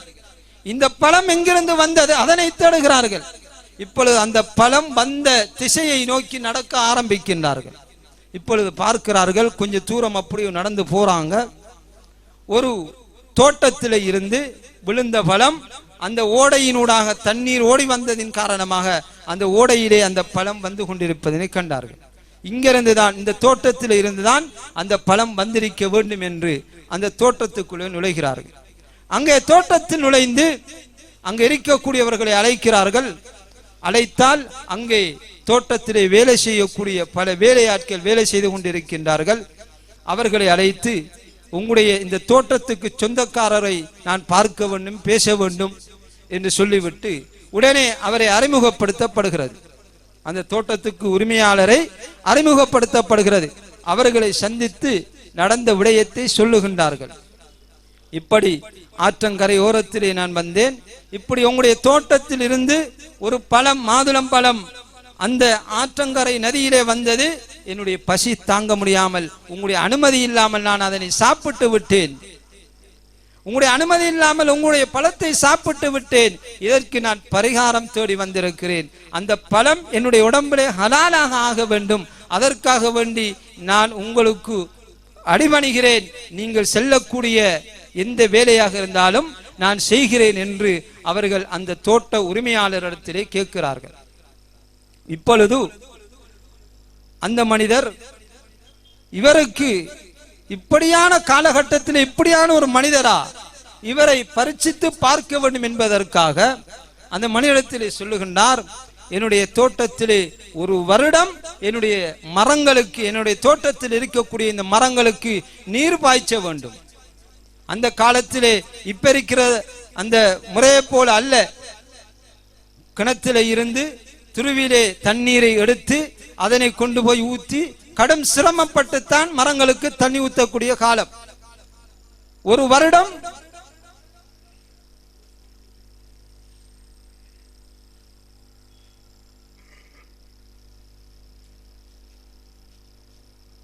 இந்த பழம் எங்கிருந்து வந்தது, அதனை தேடுகிறார்கள். இப்பொழுது அந்த பழம் வந்த திசையை நோக்கி நடக்க ஆரம்பிக்கின்றார்கள். இப்பொழுது பார்க்கிறார்கள், கொஞ்சம் தூரம் அப்படியே நடந்து போறாங்க. ஒரு தோட்டத்திலே இருந்து விழுந்த பழம் அந்த ஓடையினூடாக தண்ணீர் ஓடி வந்ததின் காரணமாக அந்த ஓடையிலே அந்த பழம் வந்து கொண்டிருப்பதனை கண்டார்கள். இங்கிருந்து தான், இந்த தோட்டத்தில் இருந்துதான் அந்த பழம் வந்திருக்க வேண்டும் என்று அந்த தோட்டத்துக்குள்ளே நுழைகிறார்கள். அங்கே தோட்டத்தில் நுழைந்து அங்கே இருக்கக்கூடியவர்களை அழைக்கிறார்கள். அழைத்தால் அங்கே தோட்டத்திலே வேலை செய்யக்கூடிய பல வேலையாட்கள் வேலை செய்து கொண்டிருக்கின்றார்கள். அவர்களை அழைத்து, உங்களுடைய இந்த தோட்டத்துக்கு சொந்தக்காரரை நான் பார்க்க வேண்டும், பேச வேண்டும் என்று சொல்லிவிட்டு உடனே அவரை அறிமுகப்படுத்தப்படுகிறது. அந்த தோட்டத்துக்கு உரிமையாளரை அறிமுகப்படுத்தப்படுகிறது. அவர்களை சந்தித்து நடந்த விடயத்தை சொல்லுகின்றார்கள். இப்படி ஆற்றங்கரை ஓரத்திலே நான் வந்தேன், இப்படி உங்களுடைய தோட்டத்தில் இருந்து ஒரு பழம், மாதுளம் பழம் அந்த ஆற்றங்கரை நதியிலே வந்தது, என்னுடைய பசி தாங்க முடியாமல் உங்களுடைய அனுமதி இல்லாமல் நான் அதனை சாப்பிட்டு விட்டேன், உங்களுடைய அனுமதி இல்லாமல் உங்களுடைய பழத்தை சாப்பிட்டு விட்டேன், இதற்கு நான் பரிகாரம் தேடி வந்திருக்கிறேன். அந்த பழம் என்னுடைய உடம்பிலே ஹலாலாக ஆக வேண்டும், அதற்காக வேண்டி நான் உங்களுக்கு அடிபணிகிறேன், நீங்கள் செல்லக்கூடிய எந்த வேலையாக இருந்தாலும் நான் செய்கிறேன் என்று அவர்கள் அந்த தோட்ட உரிமையாளரிடத்திலே கேட்கிறார்கள். இப்பொழுது அந்த மனிதர், இவருக்கு இப்படியான காலகட்டத்தில் இப்படியான ஒரு மனிதரா, இவரை பரீட்சித்து பார்க்க வேண்டும் என்பதற்காக அந்த மனிதத்திலே சொல்லுகின்றார், என்னுடைய தோட்டத்திலே ஒரு வருடம் என்னுடைய மரங்களுக்கு, என்னுடைய தோட்டத்தில் இருக்கக்கூடிய இந்த மரங்களுக்கு நீர் பாய்ச்ச வேண்டும். அந்த காலத்திலே இப்ப இருக்கிற அந்த முறையை போல அல்ல. கிணத்திலே இருந்து துருவிலே தண்ணீரை எடுத்து அதனை கொண்டு போய் ஊற்றி கடும் சிரமப்பட்டுத்தான் மரங்களுக்கு தண்ணி ஊற்றக்கூடிய காலம். ஒரு வருடம். அப்பொழுது அந்த தோட்ட சொந்தக்காரர் சொல்லுகின்றார், ஒரு வருடம் நீங்கள் என்னுடைய தோட்டத்துக்கு தண்ணீர் பாய்ச்ச வேண்டும். அவர்கள் அதனை ஏற்றுக்கொள்ளுகின்றார்கள். ஏற்றுக்கொண்டு ஒரு வருடமாக அந்த தோட்டத்துக்கு தண்ணீர் பாய்ச்சுகின்றார்கள். ஏன்? திண்ட பலம் தன்னுடைய உடம்பிலே ஹலாலாக ஆக வேண்டும் என்பதற்காக. ஒரு வருடம் தண்ணி பாய்ச்சி முடிகிறது. இப்பொழுது எஜமானிடத்திலே சென்று, நீங்கள் சொன்னீர்கள் ஒரு வருடம் தண்ணீர் பாய்ச்ச வேண்டும் என்று, ஒரு வருடம் முற்றுகை பெறுகின்றது, இப்பொழுது நான் என்ன செய்ய வேண்டும்? இப்பொழுது சொல்லுகின்றார், அந்த ஒரு வருடத்துக்குள் இவருடைய நடத்தைகள், இவருடைய குணங்கள், இவருடைய நம்பிக்கை, விசுவாசம், இவைகளை எல்லாம் அந்த எஜமான் கண்டுகொண்டான். அந்த எஜமானிடத்திலே ஒரு அழகான பெண் பிள்ளை இருந்தது. இப்பொழுது இவரை சோதிப்பதற்காக சொல்லுகின்றார் அந்த எஜமான், என்னுடைய வீட்டிலே ஒரு பெண்மணி இருக்கிறார், வயது வந்த பெண்மணி. அந்த பெண்மணிக்கு 2 கண்களும் குருடாக இருக்கிறது, பார்வையற்ற மகள். 2 காதுகளும் கேட்காது, செவிடியாக இருக்கிறார். 2 கால்களாலையும் நடக்க முடியாது, சப்பனியாக இருக்கிறார். வாய் இருக்கிறது, வாயால பேச முடியாது, ஊமே. கை இருக்கிறது, கையால எதுவுமே செய்ய முடியாது, சொத்திக்கை நொண்டிக்கை. இப்படிப்பட்ட தன்மையிலே உள்ள ஒரு மகள் எனக்கு இருக்கிறாள். இந்த மகளை நீங்கள் திருமணம் செய்து கொள்ள வேண்டும். இப்படி ஒரு நிலைமை எங்களுக்கு வந்தால் எங்களுடைய ஆத்மீகம் என்ன சொல்லும்? எங்களுடைய ஈமான் என்ன சொல்லும்? அடே, ஒரு அப்பிள் பழத்துக்காக வேண்டி இப்படி ஒரு பெண்ணை நாங்க திருமணம் முடிக்கணுமா? எத்தனை கோடியண்டான கொடுத்து கலண்டு போகணுங்கிற உணர்வு தான் எங்களுக்கு வரும். அவங்களோட நேர்மையும் அந்த அப்பிள் கனி உடம்புலே சேரணும், ஹலாலா சேரணும் வேண்டும் என்பதற்காக அவர்கள் முன் வருகின்றார்கள். நீங்கள் என்ன சொல்லுகின்றீர்களோ அதற்கு நான் வழிபடுகிறேன், அந்த பெண்ணை நான் திருமணம் செய்து கொள்ளுகிறேன். இப்பொழுது வீட்டுக்கு அழைத்து செல்லப்படுகின்றார்கள். அங்கே போய் வீட்டுக்கு கொண்டு போன உடனே இவர்கள் போய் பார்க்கிறார்கள், பெண்ணை அழைத்து வாருங்கள், பார்க்க வேண்டும். இப்பொழுது பெண் அழைத்து வரப்படுகிறது. அந்த பெண் ஒரு அழகான, பசுமையான, வர்ணிக்க கூடிய சிறப்பான ஒரு அழகான பெண், அழகாக நடந்து வருகிறாள். இவர்களுக்கு ஆச்சரியம். எஜமான் சொன்னது நடக்க முடியாது, சப்பனியான பெண்ணே. அந்த பெண் நடந்து வருகிறாள். அழகான 2 கைகளும் இருக்கிறது, பார்த்து கொண்டிருக்கிறார், பேசக்கூடியதை கேட்கக்கூடியவராக இருக்கிறார். இவர் எஜமான் சொன்னதுக்கு மாற்றமாக இந்த பெண்மணி இருக்கிறதே. எஜமானை பார்த்து சொன்னார்கள், இது இல்லையே நீங்க சொன்ன பெண், நீங்க சொன்ன பெண்ணை கொண்டு வாங்க. இப்பொழுது அந்த எஜமான் சொல்லுகின்றார், இந்த பெண் தான் எனக்கு இப்படியாக என்னுடைய இந்த அழகான இந்த பெண்ணுக்கு தக்குவா நிறைந்த, இறையச்சம் நிறைந்த ஒரு அழகான ஒரு மாப்பிள்ளை வேண்டும். நீங்க தான் என்னுடைய பிள்ளைக்கு பொருத்தமானவள். என்னுடைய பிள்ளைக்கு கண் குருடு, பார்வை இல்லை என்று சொன்னது எதை வைத்து தெரியுமா? என்னுடைய பிள்ளை ஹராமான பார்வைகளை பார்க்க மாட்டார். என்னுடைய பிள்ளை கண்களினால் ஹராத்தை பார்க்க மாட்டார். என்னுடைய பிள்ளை ஹராத்தை பேச மாட்டார். என்னுடைய பிள்ளை ஹராத்தை காதினால் கேட்க மாட்டார். என்னுடைய பிள்ளை ஹராத்துக்காக வேண்டி அவருடைய எந்த உறுப்பையும் பயன்படுத்த மாட்டார். ஹலாலான முறையில், அல்லாஹ் ரசூலுக்கு பொருத்தமான முறையில் தன்னுடைய வாழ்க்கையை அர்ப்பணிக்கக்கூடிய ஒரு பெண் என்று. எனவே இந்த பெண்ணைத்தான் நீங்கள் திருமணம் செய்ய வேண்டும் என்று திருமணம் முடித்து கொடுக்கப்படுகிறது. அப்படியான தக்குவா உள்ள ஒரு தந்தைக்கும் தக்குவா உள்ள ஒரு தாய்க்கும் பிறந்தவர்கள் தான் சையதுனா குத்துபு நாயகம் அன்னவர்கள். குத்துபு நாயகம் அவர்கள் எப்பொழுது பிறக்கிறார்கள் என்றால், ஹிஜ்ரி 470 ரமலான் மாதம் பிறை 1 பிறக்கிறார்கள். ரமலான் மாதம் பிறை 1 பிறக்கிறார்கள். அதுவும் ஒரு அற்புதமான நாளாக அதுவும் ஒரு அற்புதத்தை வெளிப்படுத்தியவர்களாகத்தான் அவர்கள் பிறக்கிறார்கள். எப்படி என்று சொன்னால், குத்துபு நாயகம் பிறக்கின்ற அந்த முதல் நாள் ரமதானுடைய முதல் நாள். மக்களுக்கு தெரியாது.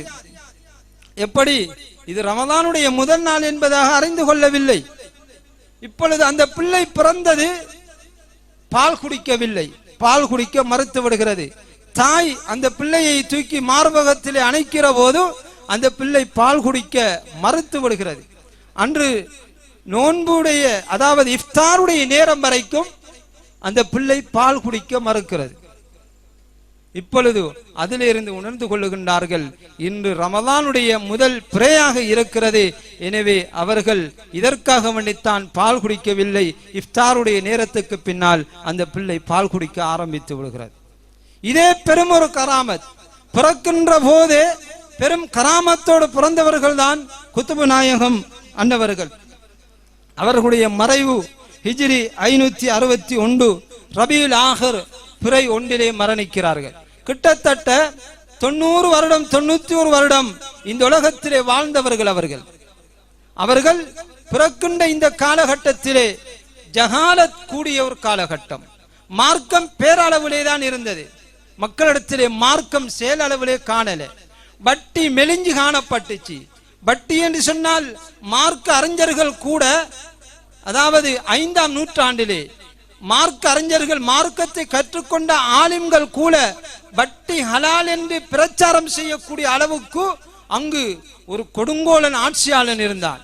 அவன் யாராவது வட்டியை பற்றி பேசினால், வட்டிக்கு எதிராக பேசினால் அவர்களை பிடித்து சிறையிலே அடைத்து விடுவான். அப்படி ஒரு ஆதிக்கம் செலுத்திய ஒரு அரசன் வாழ்ந்த காலம்தான் அந்த 5ஆம் நூற்றாண்டு. அந்த காலகட்டத்திலே பிறக்கிறார்கள். பிறக்கின்ற போதே பல உதிப்புகளும் பல யானங்களும் அவருடைய உள்ளங்களிலே ஆட்கொள்ளுகிறது.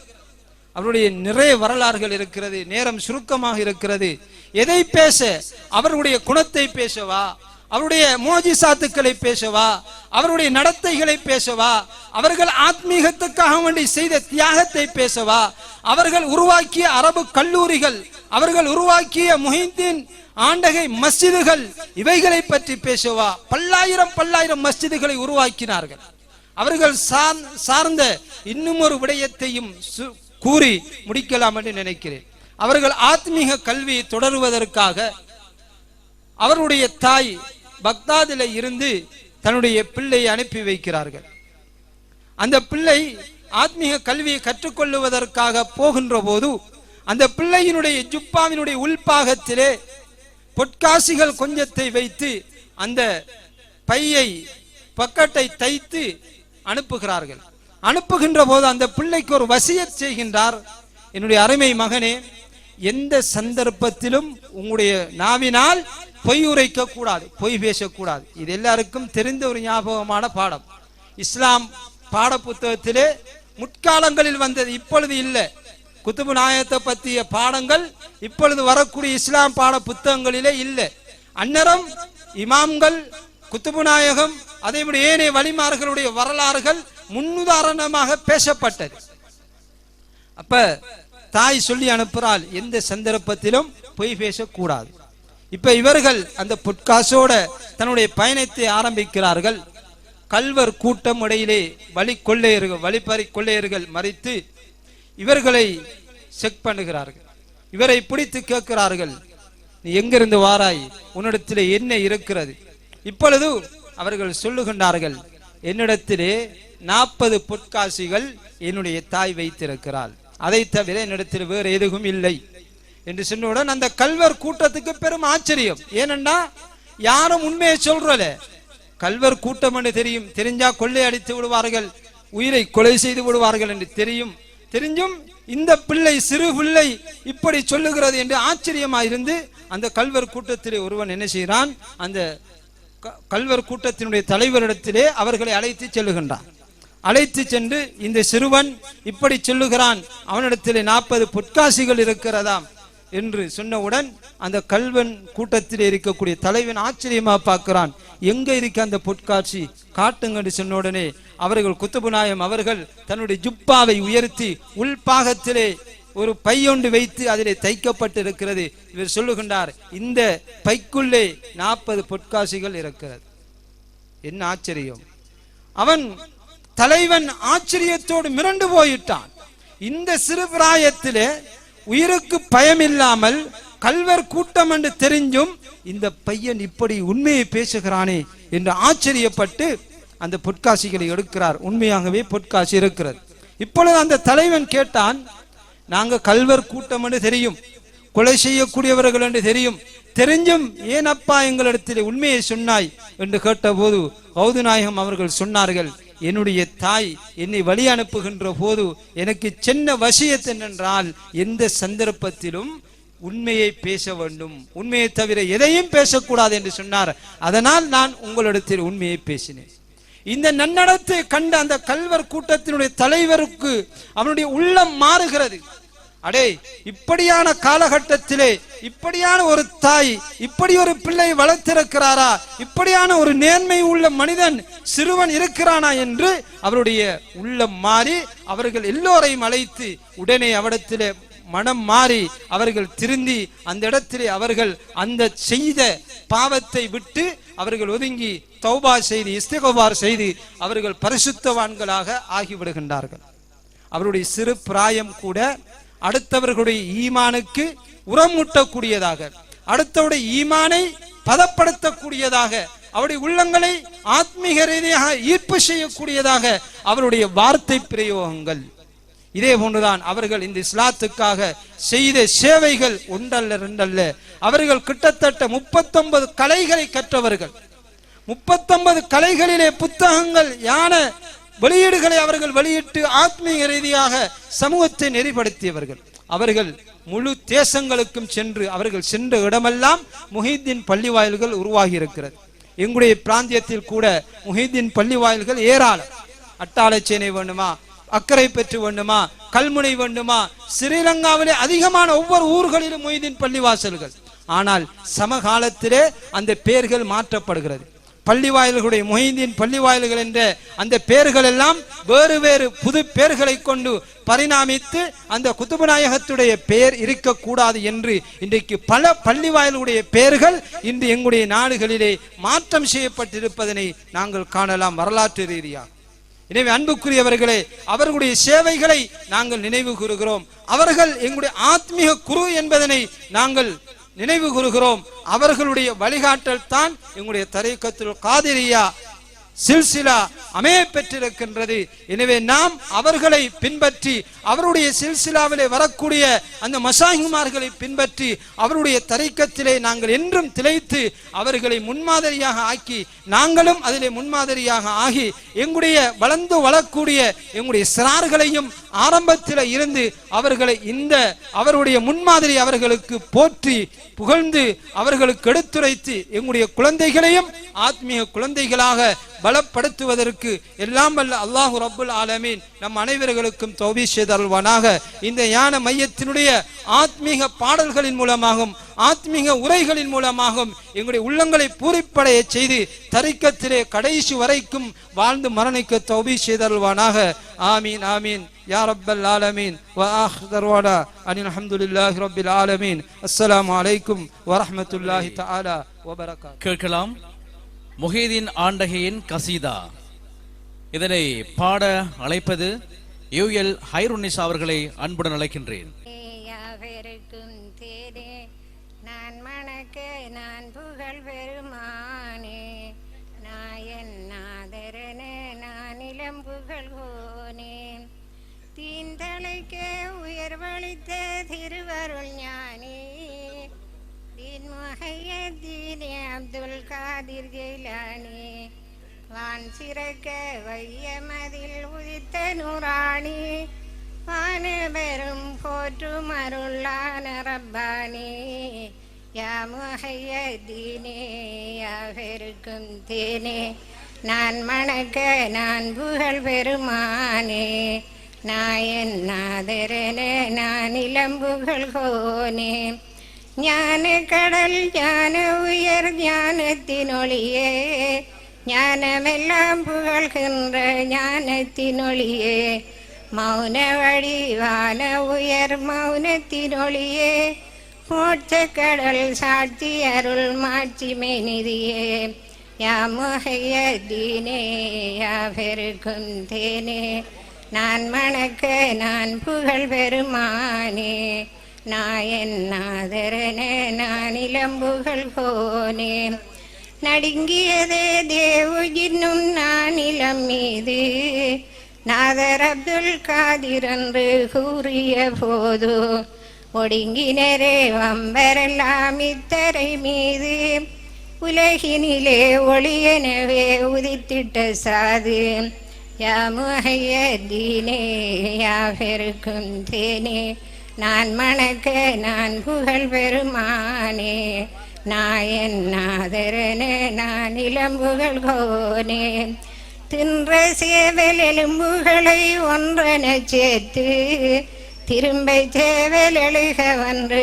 கூறிய போது நன்றழுந்து கூவியதே சேவல் அப்போது நாயன் தந்த நல்லருளே நான் இளம் மீது யா முஹையதீனே யா பெருக்கும் தேனே நான் மணக்க நான் புகழ் பெருமானே நாயன் நாதரன நான் இளம்புகழ் கோனே ஹம்பலிமாம் கபரை நீரும் தரிசித்த போதோ கபரை விட்டு எழுந்து வந்தார் ஹம்பல போதோ இம்முறையே எத்தனையோ இத்தரை மீது இறையொளியை இலங்கச் செய்தீர் புவி மீது யா முஹையதீனே யா பெருக்கும் தேனே நான் மணக்க நான் புகழ் பெருமானே நாயன் நாதரனே நான் இளம்புகழ் கோனே அற்புதமே எனக்கு ஒன்று காட்டி விரன்று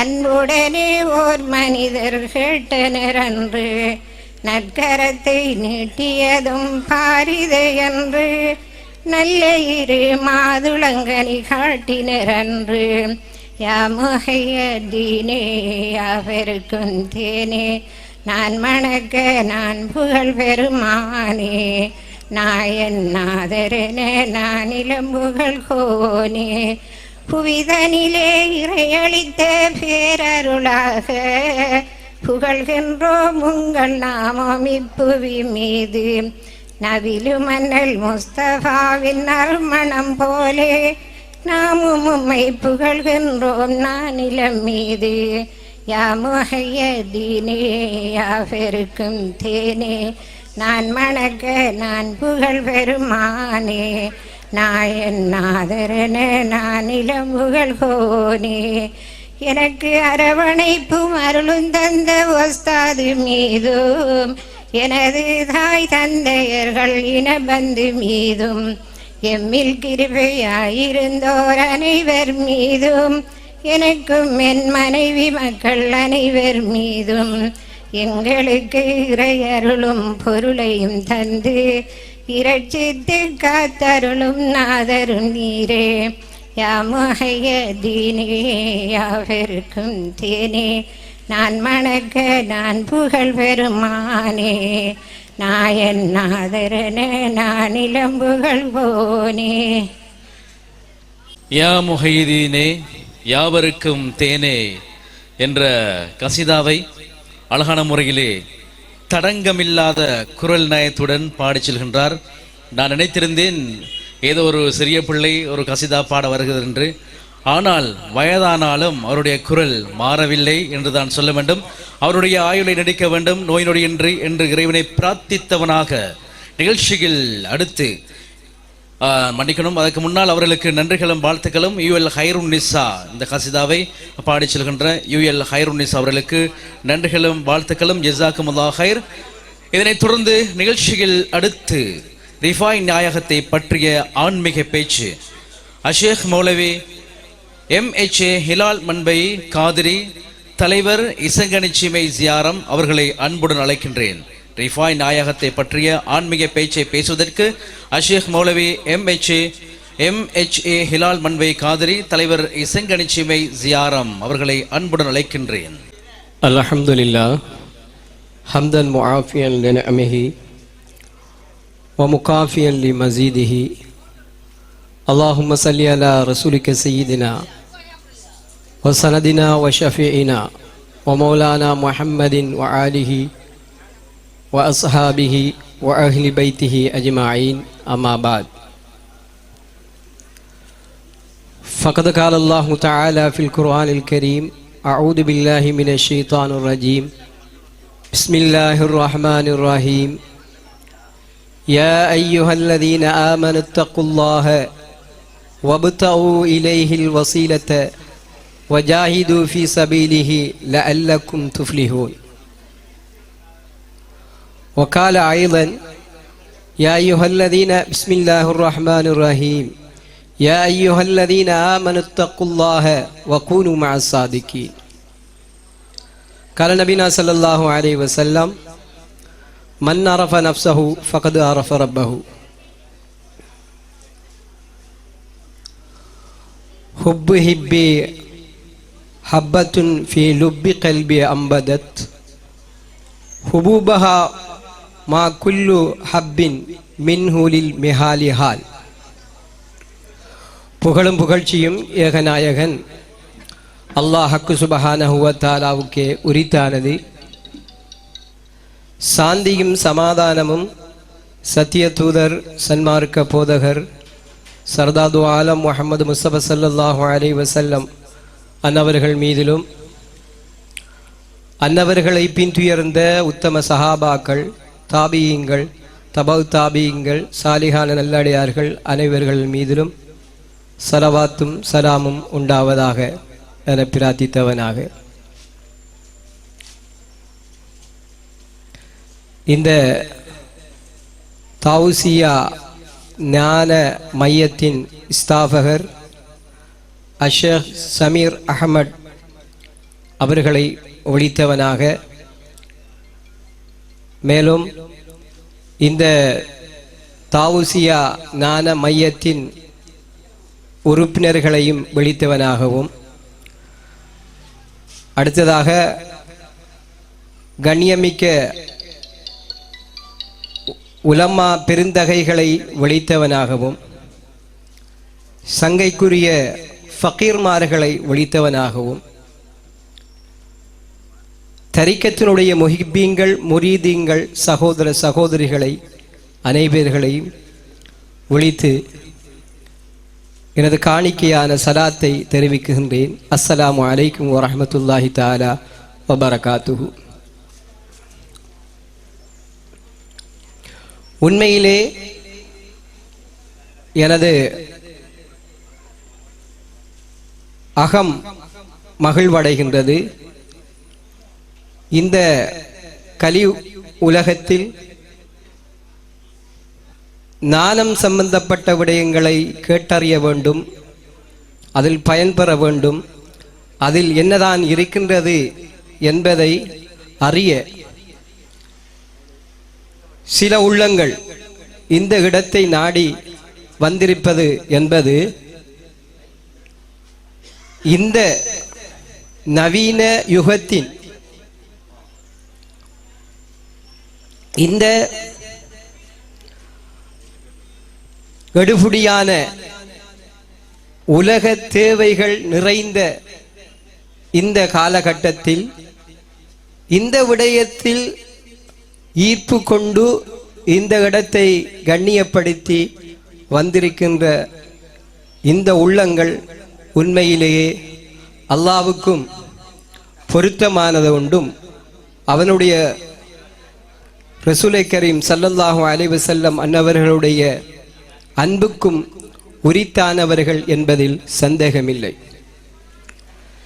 இந்த உலகத்திலே உலக கல்விக்கு கொடுக்கப்படுகின்ற முக்கியத்துவங்கள் மார்க்கம் சம்பந்தமான விடயங்களில் அவர்களுடைய கவனத்தை செலுத்துவதில்லை. ஏனென்றால் உலக மாயைகள் கட்டுண்டவர்களாக இருக்குகின்றார்கள்.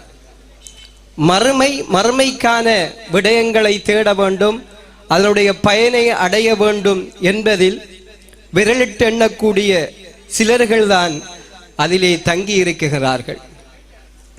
அந்த வகையில் எத்தனையோ உலக கல்வி சம்பந்தமான புத்தகங்கள் வெளியிடப்படுகின்றன. ஆனால் ஒரு வித்தியாசமாக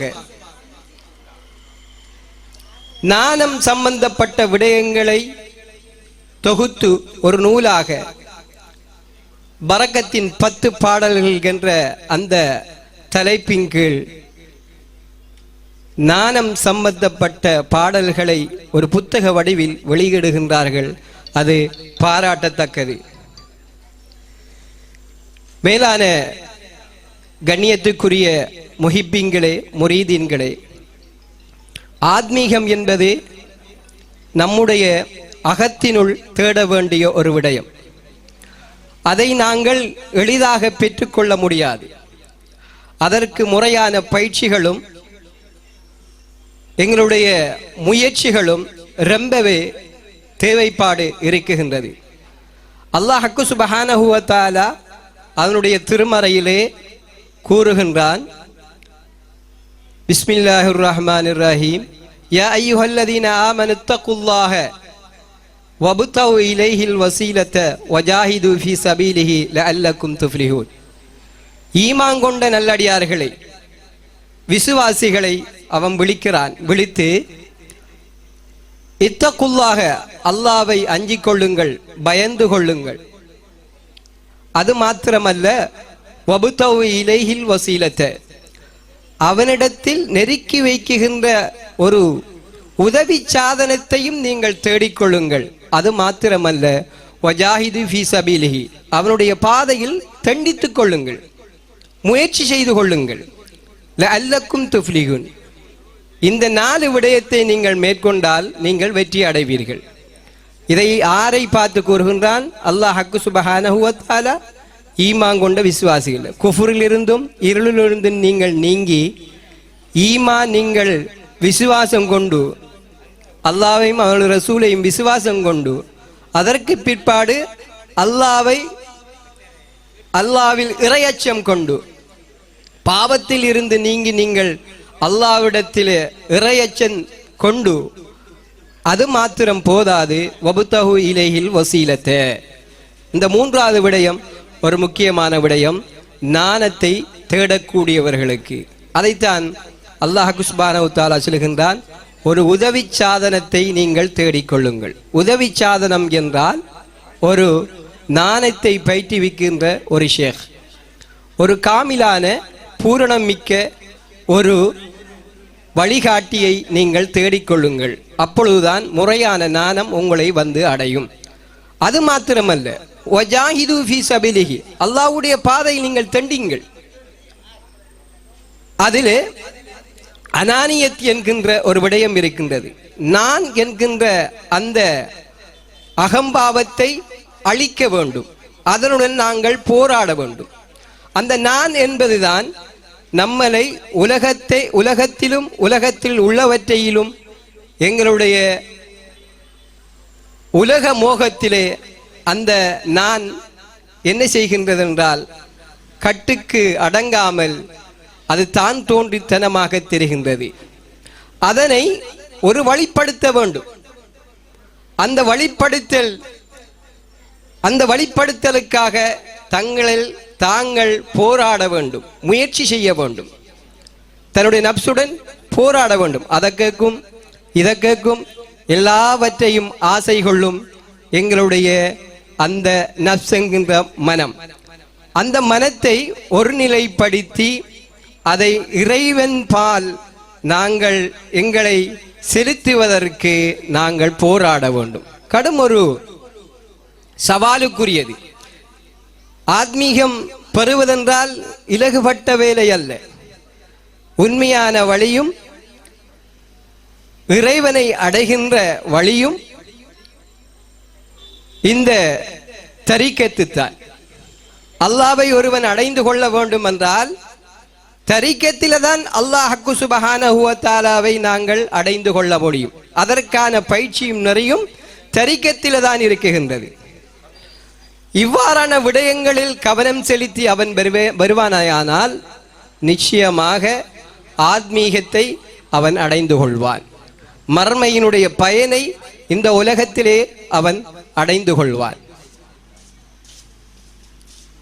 லஅல்லக்கும் துஃப்லிஹூன். இந்த 4 விடயங்களை நீங்கள் நிறைப்படுத்தினால் நீங்கள் வெற்றி பெற்று வருவீர்கள். யார் சொல்லுகின்றார்? இறைவன் சொல்லுகின்றார். இறைவன் சொல்வது பொய்யாகி விடுமா? அவனுடைய வார்த்தை பொய்யாகி விடுமா? இல்லை. ஆகையினால் இந்த முறைப்படி எங்களை நாங்கள் தேடிக்கொண்டால் நிச்சயம் நாங்கள் பயன்பெறுவோம். மேலும் அல்லாஹ் சுப்ஹானஹு வ தஆலா எங்களுக்கு வலியுறுத்துகின்றார். நாங்களுக்கு தரப்பட்டிருக்கின்ற இஸ்லாத்தினுடைய கடமைகள், ஷரியத் என்று சொல்லப்படுகின்ற வெளிநாதங்கள், வெளிப்படையான பயிற்சிகள். ஈமான் கொண்டிருக்கின்றோம், தொழுகையை நிலைநாட்டுகின்றோம், சகாத் நாங்கள் கொடுக்குகின்றோம், நோன்பு நோக்குகின்றோம், ஹஜ்ஜிக்கெல்லாம் செல்லுகின்றோம். இது வெளிப்படையான கடைபிடிக்க வேண்டிய ஷரியத்துடைய விடயங்கள். இதனை தாண்டிய விடயங்கள் தான் ஆத்மீக விடயங்கள். அதற்கு எங்களை நாங்கள் தயாராக்கி கொள்ள வேண்டும். அப்படி இந்த ஆத்மீக நிலையில் உச்சம் அடைந்தவர்கள் தான் பெரும் மகான்கள். இஸ்லாத்தில் சொல்லப்படுகின்ற பெரும் மகான்கள், நபிமார்களுக்கு பிறகு வந்த இறை நேச செல்வர்கள் இஸ்லாத்திலே. அதுல குதுபுல் அக்தாப் முஹீதீன் அப்துல் காதர் ஜெயிலானி கத்தஸல்லாஹு சிர்ரஹுல் அசீஸ் எல்லா ஒலிமார்களுக்கும் தலைவராகவும் சுல்தானாகவும் இருக்குகின்றார். அவரை அடுத்து தரஜாவிலும் அந்தஸ்திலும் படித்தரங்களிலும் நாணத்திலும் உயர்ந்தவர் அஸ்ஸையத் அஹமதுல் கபீர் ரிஃபாய். இந்த உலக வாழ்க்கையில் ஆன்மீகத்தில் உச்சத்தை எட்டியவர்கள். அவர்களை பற்றி சிறிது உரை நிகழ்த்த என்னை அழைத்தார்கள். அவர்களும் இந்த பாதையில் சென்றவர்கள் தான், இறைவன் கூறிய பாதையில் சென்றவர்கள். அஹமதுல் கபீர் ரிஃபாய் நாயகம் அவர்கள் ஹிஜ்ரி 512 பிறக்குகின்றார்கள். பிறந்து 66 வருடங்கள் இந்த உலகத்திலே வாழுகின்றார்கள். அல்லாஹ் சுப்ஹானஹு வ தஆலா அவர்களை தாயினுடைய தகப்பனுடைய முள்ளந்தண்டிலே அவர்களை விலாயத்துடைய இறைநேசராக உயர்த்தி விட்டார். அவருடைய ஒரு மாமா மன்சூர் ரஹ்மஹுல்லா அவர்கள் கனவு காணுகின்றார்கள். அல்லாஹ்வுடைய சபையிலே பல இறைநேச செல்வர்கள் இருக்குகின்றார்கள், அவர்களுடன் இவரும் இருக்குகின்றார். அப்ப அல்லாஹ் சுப்ஹானஹு வ தஆலா கூறுகின்றான், எனது இறைநேசர்களே, உங்களோட மனதில் என்ன கேட்க வேண்டுமோ அதனை என்னிடம் கேட்டுக்கொள்ளுங்கள் என்று அல்லாஹு தஆலா கூறுகின்றான். அப்பொழுது இந்த மன்சூர் ரஹ்மஹுல்லா அஹமதுல் கபீர் ரிஃபாய் நாயகத்துடைய மாமா அவர் சொல்லுகின்றார், அவர் 2 நபர்கள், அந்த பெருந்திரளான ஒலிமார்கள் 2 பேரை பற்றி இவர்களுடைய அந்தஸ்தை அறிந்து கொள்ள வேண்டும் என்று அல்லாஹு தஆலாவிடத்தில் கேட்குகின்றார். இவர்களில் யார் அந்தஸ்தில் உயர்ந்தவர் என்று. அப்பொழுது அல்லாஹு தஆலா சொல்லுகின்றான், இவர்களை பற்றி சொல்லாமல் பின்னால எனது இறை நேசர் ஒருவர் வருவார், எனது மஹபூப், எனது மஅஷூக், என்னால் நேசிக்கப்படுகின்ற, என்னால் ஆசிக்கப்படுகின்ற ஒரு இறை நேச செல்வர் வருவார். அவர் இவர்களை விட மிகவும் என்னுடன் காதல் பூண்டிருப்பார். அப்பொழுது அவர்கள் யார், எந்த சந்ததி என்று இவர்கள் வினவுகின்றார்கள். அது அவருடைய சகோதரருடைய கணவனுடைய முதுகன் தண்டிலே அவர்கள் இருக்குகின்றார்கள் என்பதை அல்லாஹு தஆலா சொல்லிவிட்டு பிற்காலத்தில் அவர் சுல்தானுல் ஆரிஃபீன், ஆரிஃபிங்களுக்கு, இந்த இறைநாணத்தை தேடுபவர்களுக்கு ஒரு அரசராக திகழ்வார் என்று அல்லாஹ் சுப்ஹானஹு வ தஆலா சுல்தான் ஆரிஃபின் சையத் அஹமது அல் கபீர் ரிஃபாய் நாயத்தை அவருடைய தந்தையுடைய முதுகந்தண்டிலே இருக்கின்ற பொழுதே அல்லாஹு தஆலா அவரை கீர்த்தியையும் புகழையும் இவர்களுக்கு எத்தி வைக்கின்றார். அப்படி ஒரு பெரிய மகான். அவர்கள் சாதாரணமானவர்கள் அல்ல. அவருடைய கராமாத்துகளும் அவருடைய சிறப்புகளும் ஏராளம் இருக்கின்றன. தன்னுடைய தாயிர வயிற்றில இருக்கக்கோளே அவர்கள் தனது தாய்க்கு சலாம் சொல்லி இருக்கின்றார்கள். பௌத்தில் இருக்கோள எந்த பிள்ளையாதும் தாய்க்கு தாயோட பேசியிருக்கா? அப்படி பேசியிருக்காங்க. அதான் இறைவனுடைய நல்லடியார்கள். அப்படி சலாத்தை தனது தாய்க்கு சொல்லி இருக்கின்றார்கள். அப்படி தௌலத்துடையவர்கள் தான் பெரும் பெரும் மகான்கள், சும்மா சாதாரணமானவர்கள் அல்ல. அந்த சலாத்துக்கு பதில் தாய் சொல்லிவிட்டு உங்களது பேர் என்ன மகனே என்று கேட்காங்க. அப்ப இது எப்படி ஒரு வித்தியாசமானது? நாம புள்ள பிறந்து பேசுறதுக்கே பல வருஷம் எடுக்குமேலா, எடுத்தா போல பிறந்தா போல பேசுறேன் இல்லையே. அப்ப இந்த புள்ள கருவிலேயே பேசி சலாம் சொல்லி பேசி பேரையும் சொல்லி இருக்கிறார். எனது பேர் இஸ்மி அஹ்மதுல் கபீர், அஹமதுல் கபீர் என்று பேர் சொல்லியிருக்காங்க. அப்படி கொண்டவர் தான் ரிஃபாய் நாயகம். அவருடைய வாழ்க்கை 32 வருட காலம் ஜுஹூதுடைய வாழ்க்கை வாழ்ந்திருக்கிறார். பற்றற்ற வாழ்க்கை.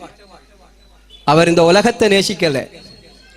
இந்த உலகத்தில் அவர்கள் இருந்திருக்கிறார்கள், இந்த உலகம் அவருக்குள்ள வரல. அப்படியான ஒரு பற்றற்ற வாழ்க்கையை அவர் வாழ்ந்திருக்கின்றார்கள்.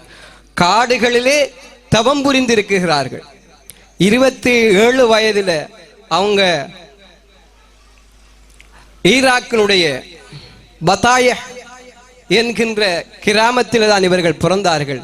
அந்த பதாயினுடைய காடுகளுக்கு சென்று கடும் தவம் புரிந்தார்கள். 10 வருடம் தொடர்ந்து தவம் புரிந்தார்கள். பிறகு திருமணம் முடித்து கொண்டார்கள். பிறகு 22 வருடம் தவம் புரிந்தார்கள். 32 வருடம் தவத்திலேயே இருந்தார்கள்.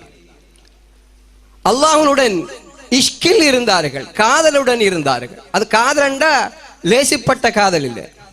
எப்படி காதலண்டா முன்னுக்கு வர ஆள் தெரிய மாட்டா. உதாரணத்துக்கு நான் சொல்லேன், நாம சில சிந்தனைகள் நம்மள்கிட்ட போய் கொண்டிருந்தா முன்னால வார ஆரண்டு நம்மளுக்கு விளங்க மாட்டா. கண் பார்த்துக்கு போகும். பக்கத்தில் போற ஆள் சொல்லுவார், நீங்க என்ன போனேன், என்ன பார்த்து தானே போனேன் பார், பார்த்து தான் போனேன்.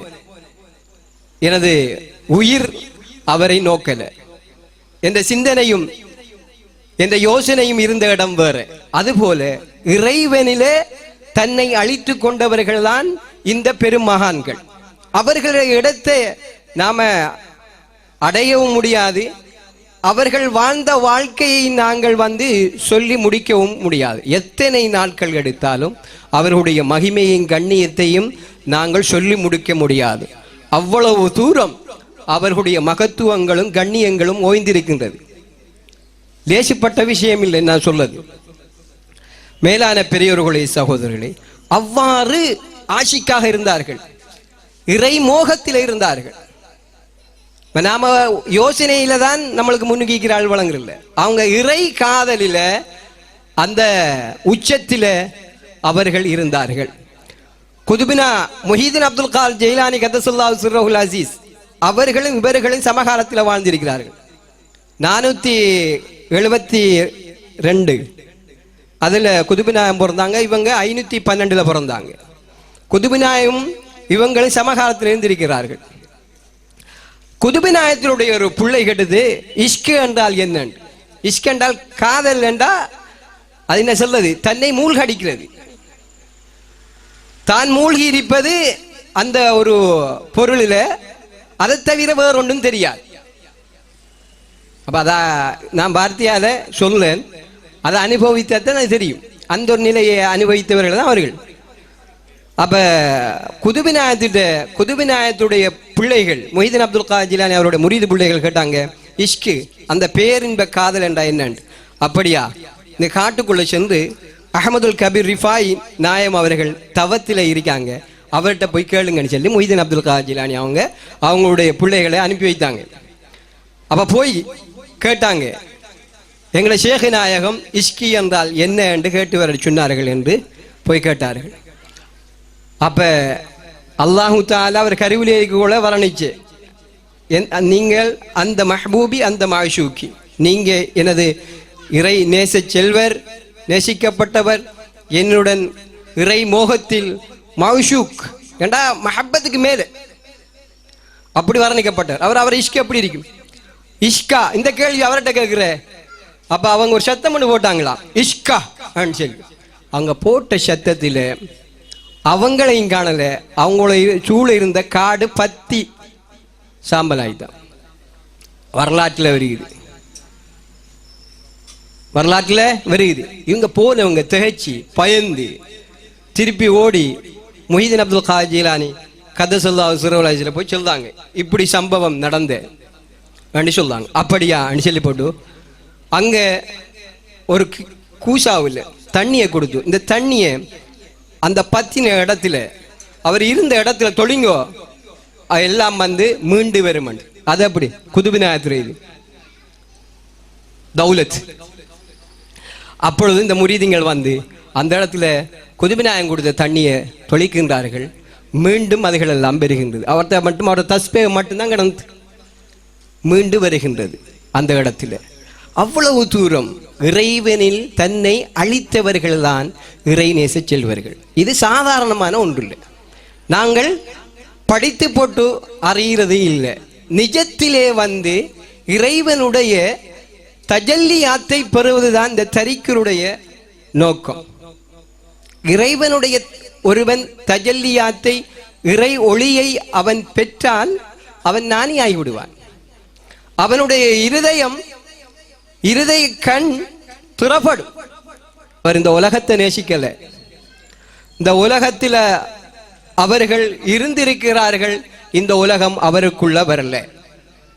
அப்படியான ஒரு பற்றற்ற வாழ்க்கையை அவர் வாழ்ந்திருக்கின்றார்கள். காடுகளிலே தவம் புரிந்திருக்கிறார்கள். 27 வயதில் அவங்க ஈராக்கினுடைய பத்தாய என்கின்ற கிராமத்தில் தான் இவர்கள் பிறந்தார்கள். அந்த பத்தாயினுடைய காடுகளுக்கு சென்று கடும் தவம் புரிந்தார்கள். 10 வருடம் தொடர்ந்து தவம் புரிந்தார்கள். பிறகு திருமணம் முடித்து கொண்டார்கள். பிறகு 22 வருடம் தவம் புரிந்தார்கள். 32 வருடம் தவத்திலே இருந்தார்கள். அல்லாஹ்வுடன் இஷ்கில் இருந்தார்கள், காதலுடன் இருந்தார்கள். அது காதலண்டா லேசிப்பட்ட காதல் இல்லை. எப்படி காதலண்டா முன்னுக்கு வர ஆள் தெரிய மாட்டா. உதாரணத்துக்கு நான் சொல்லேன், நாம சில சிந்தனைகள் நம்மள்கிட்ட போய் கொண்டிருந்தா முன்னால வார ஆரண்டு நம்மளுக்கு விளங்க மாட்டான். கண் பார்த்துக்கு போகும். பக்கத்தில் போற ஆள் சொல்லுவார், நீங்க என்ன போனேன், என்ன பார்த்து தானே போனேன் பார், பார்த்து தான் போனேன். எனது உயிர் அவரை நோக்கல, என்ற சிந்தனையும் என்ற யோசனையும் இருந்த இடம் வேறு. அதுபோல இறைவனிலே தன்னை அழித்து கொண்டவர்கள் தான் இந்த பெரும் மகான்கள். அவர்களுடைய இடத்தை நாம அடையவும் முடியாது. அவர்கள் வாழ்ந்த வாழ்க்கையை நாங்கள் வந்து சொல்லி முடிக்கவும் முடியாது. எத்தனை நாட்கள் எடுத்தாலும் அவர்களுடைய மகிமையின் கண்ணியத்தையும் நாங்கள் சொல்லி முடிக்க முடியாது. அவ்வளவு தூரம் அவர்களுடைய மகத்துவங்களும் கண்ணியங்களும் ஓய்ந்திருக்கின்றது. லேசிப்பட்ட விஷயம் இல்லை நான் சொல்லது. மேலான பெரியோர்களே, சகோதரர்களே, அவ்வாறு ஆஷிக்காக இருந்தார்கள், இறை மோகத்தில் இருந்தார்கள். நாம யோசனையில தான் நம்மளுக்கு முன்னுக்கிற ஆள் வழங்குறல. அவங்க இறை காதலில அந்த உச்சத்தில அவர்கள் இருந்தார்கள். குதுபினா முஹிதீன் அப்துல் காதர் ஜெயிலானி கதசுல்லாஹு சிர்ரஹுல் அசீஸ் அவர்களும் இவர்களும் சமகாலத்தில் வாழ்ந்திருக்கிறார்கள். 472 அதில் குதுபிநாயம் பிறந்தாங்க. இவங்க 512 பிறந்தாங்க. குதுபிநாயம் இவங்களும் சமகாலத்தில் இருந்திருக்கிறார்கள். குதுபிநாயத்தினுடைய ஒரு பிள்ளை கேட்டது, இஷ்கு என்றால் என்ன? இஷ்கு என்றால் காதல் என்றா அது என்ன சொல்றது? தன்னை மூழ்கடிக்கிறது. தான் மூழ்கி இருப்பது அந்த ஒரு பொருளில், அதை தவிர வேற ஒன்றும் தெரியாது. அப்ப அத நான் வார்த்தையால சொல்லேன், அதை அனுபவித்தான் தெரியும். அந்த ஒரு நிலையை அனுபவித்தவர்கள் தான் அவர்கள். அப்ப குதுபிநாயத்துடைய பிள்ளைகள் முஹிதீன் அப்துல் காதர் ஜீலானி அவருடைய முரீது பிள்ளைகள் கேட்டாங்க, இஷ்கு அந்த பேரின்ப காதல் என்றா என்னன்னு. அப்படியா, இந்த காட்டுக்குள்ள சென்று அஹமதுல் கபீர் ரிஃபாய் நாயம் அவர்கள் தவத்தில் இருக்காங்க, அவர்கிட்ட போய் கேளுங்கன்னு சொல்லி முஹிதீன் அப்துல் காதர் ஜீலானி அவங்களுடைய பிள்ளைகளை அனுப்பி வைத்தாங்க. அப்ப போய் கேட்டாங்க, எங்களை ஷேக் நாயகம் இஷ்கி என்றால் என்ன என்று கேட்டு வர சொன்னார்கள் என்று போய் கேட்டார்கள். அப்ப அல்லாஹு தாலா அவர் கருவிலேக்கு கூட வரணிச்சு, நீங்கள் அந்த மஹ்பூபி அந்த மாஷூக்கி, நீங்க எனது இறை நேச செல்வர், நேசிக்கப்பட்டவர், என்னுடன் இறை மோகத்தில் மௌஷூக் ஏண்டா மஹப்பத்துக்கு மேலே அப்படி வர்ணிக்கப்பட்டார். அவர் இஷ்கா எப்படி இருக்கும்? இஷ்கா இந்த கேள்வி அவர்கிட்ட கேட்கிற. அப்ப அவங்க ஒரு சத்தம் ஒன்று போட்டாங்களா, இஷ்கா சொல்லி. அங்க போட்ட சத்தத்தில் அவங்களையும் காணல, அவங்கள சூழ இருந்த காடு பத்தி சாம்பல் ஆயிட்டான். வரலாற்றில் வருகிறது, வரலாற்றில் வருகிறது. இவங்க போனவங்க திகைச்சி பயந்து திருப்பி ஓடி முஹிதீன் அப்துல் காதர் ஜீலானி கதசல்லாஹு சிறுவலாஜில் போய் சொல்றாங்க, இப்படி சம்பவம் நடந்த சொல்றாங்க. அப்படியா சொல்லி போட்டு அங்க ஒரு கூசாவில் தண்ணியை கொடுத்து, இந்த தண்ணியை அந்த பத்தின இடத்துல அவர் இருந்த இடத்துல தொழிங்கோ எல்லாம் வந்து மீண்டு வரும். அது அப்படி குதுபினாயத்துல இது தௌலத். அப்பொழுது இந்த முரீதிங்கள் வந்து அந்த இடத்துல குதுபிநாயகம் கொடுத்த தண்ணியை தொழிக்கின்றார்கள். மீண்டும் அதுகள் எல்லாம் பெறுகின்றது. அவர்கிட்ட மட்டும் அவரோட தஸ்பே மட்டும்தான் கடந்து மீண்டு வருகின்றது அந்த இடத்துல. அவ்வளவு தூரம் இறைவனில் தன்னை அழித்தவர்கள் தான் இறைநேச செல்வர்கள். இது சாதாரணமான ஒன்று இல்லை, நாங்கள் படித்து போட்டு அறிகிறது இல்லை. நிஜத்திலே வந்து இறைவனுடைய தஜல்லியாத்தை பெறுவதுதான் இந்த தரிக்கருடைய நோக்கம். இறைவனுடைய ஒருவன் தஜல்லியாத்தை இறை ஒளியை அவன் பெற்றால் அவன் ஞானியாகி விடுவான். அவனுடைய இருதய கண் திறப்படும். அவன்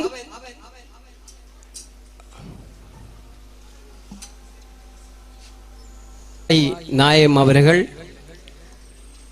இறை காதலில் மூழ்கி திகழ்ந்தவர்கள்.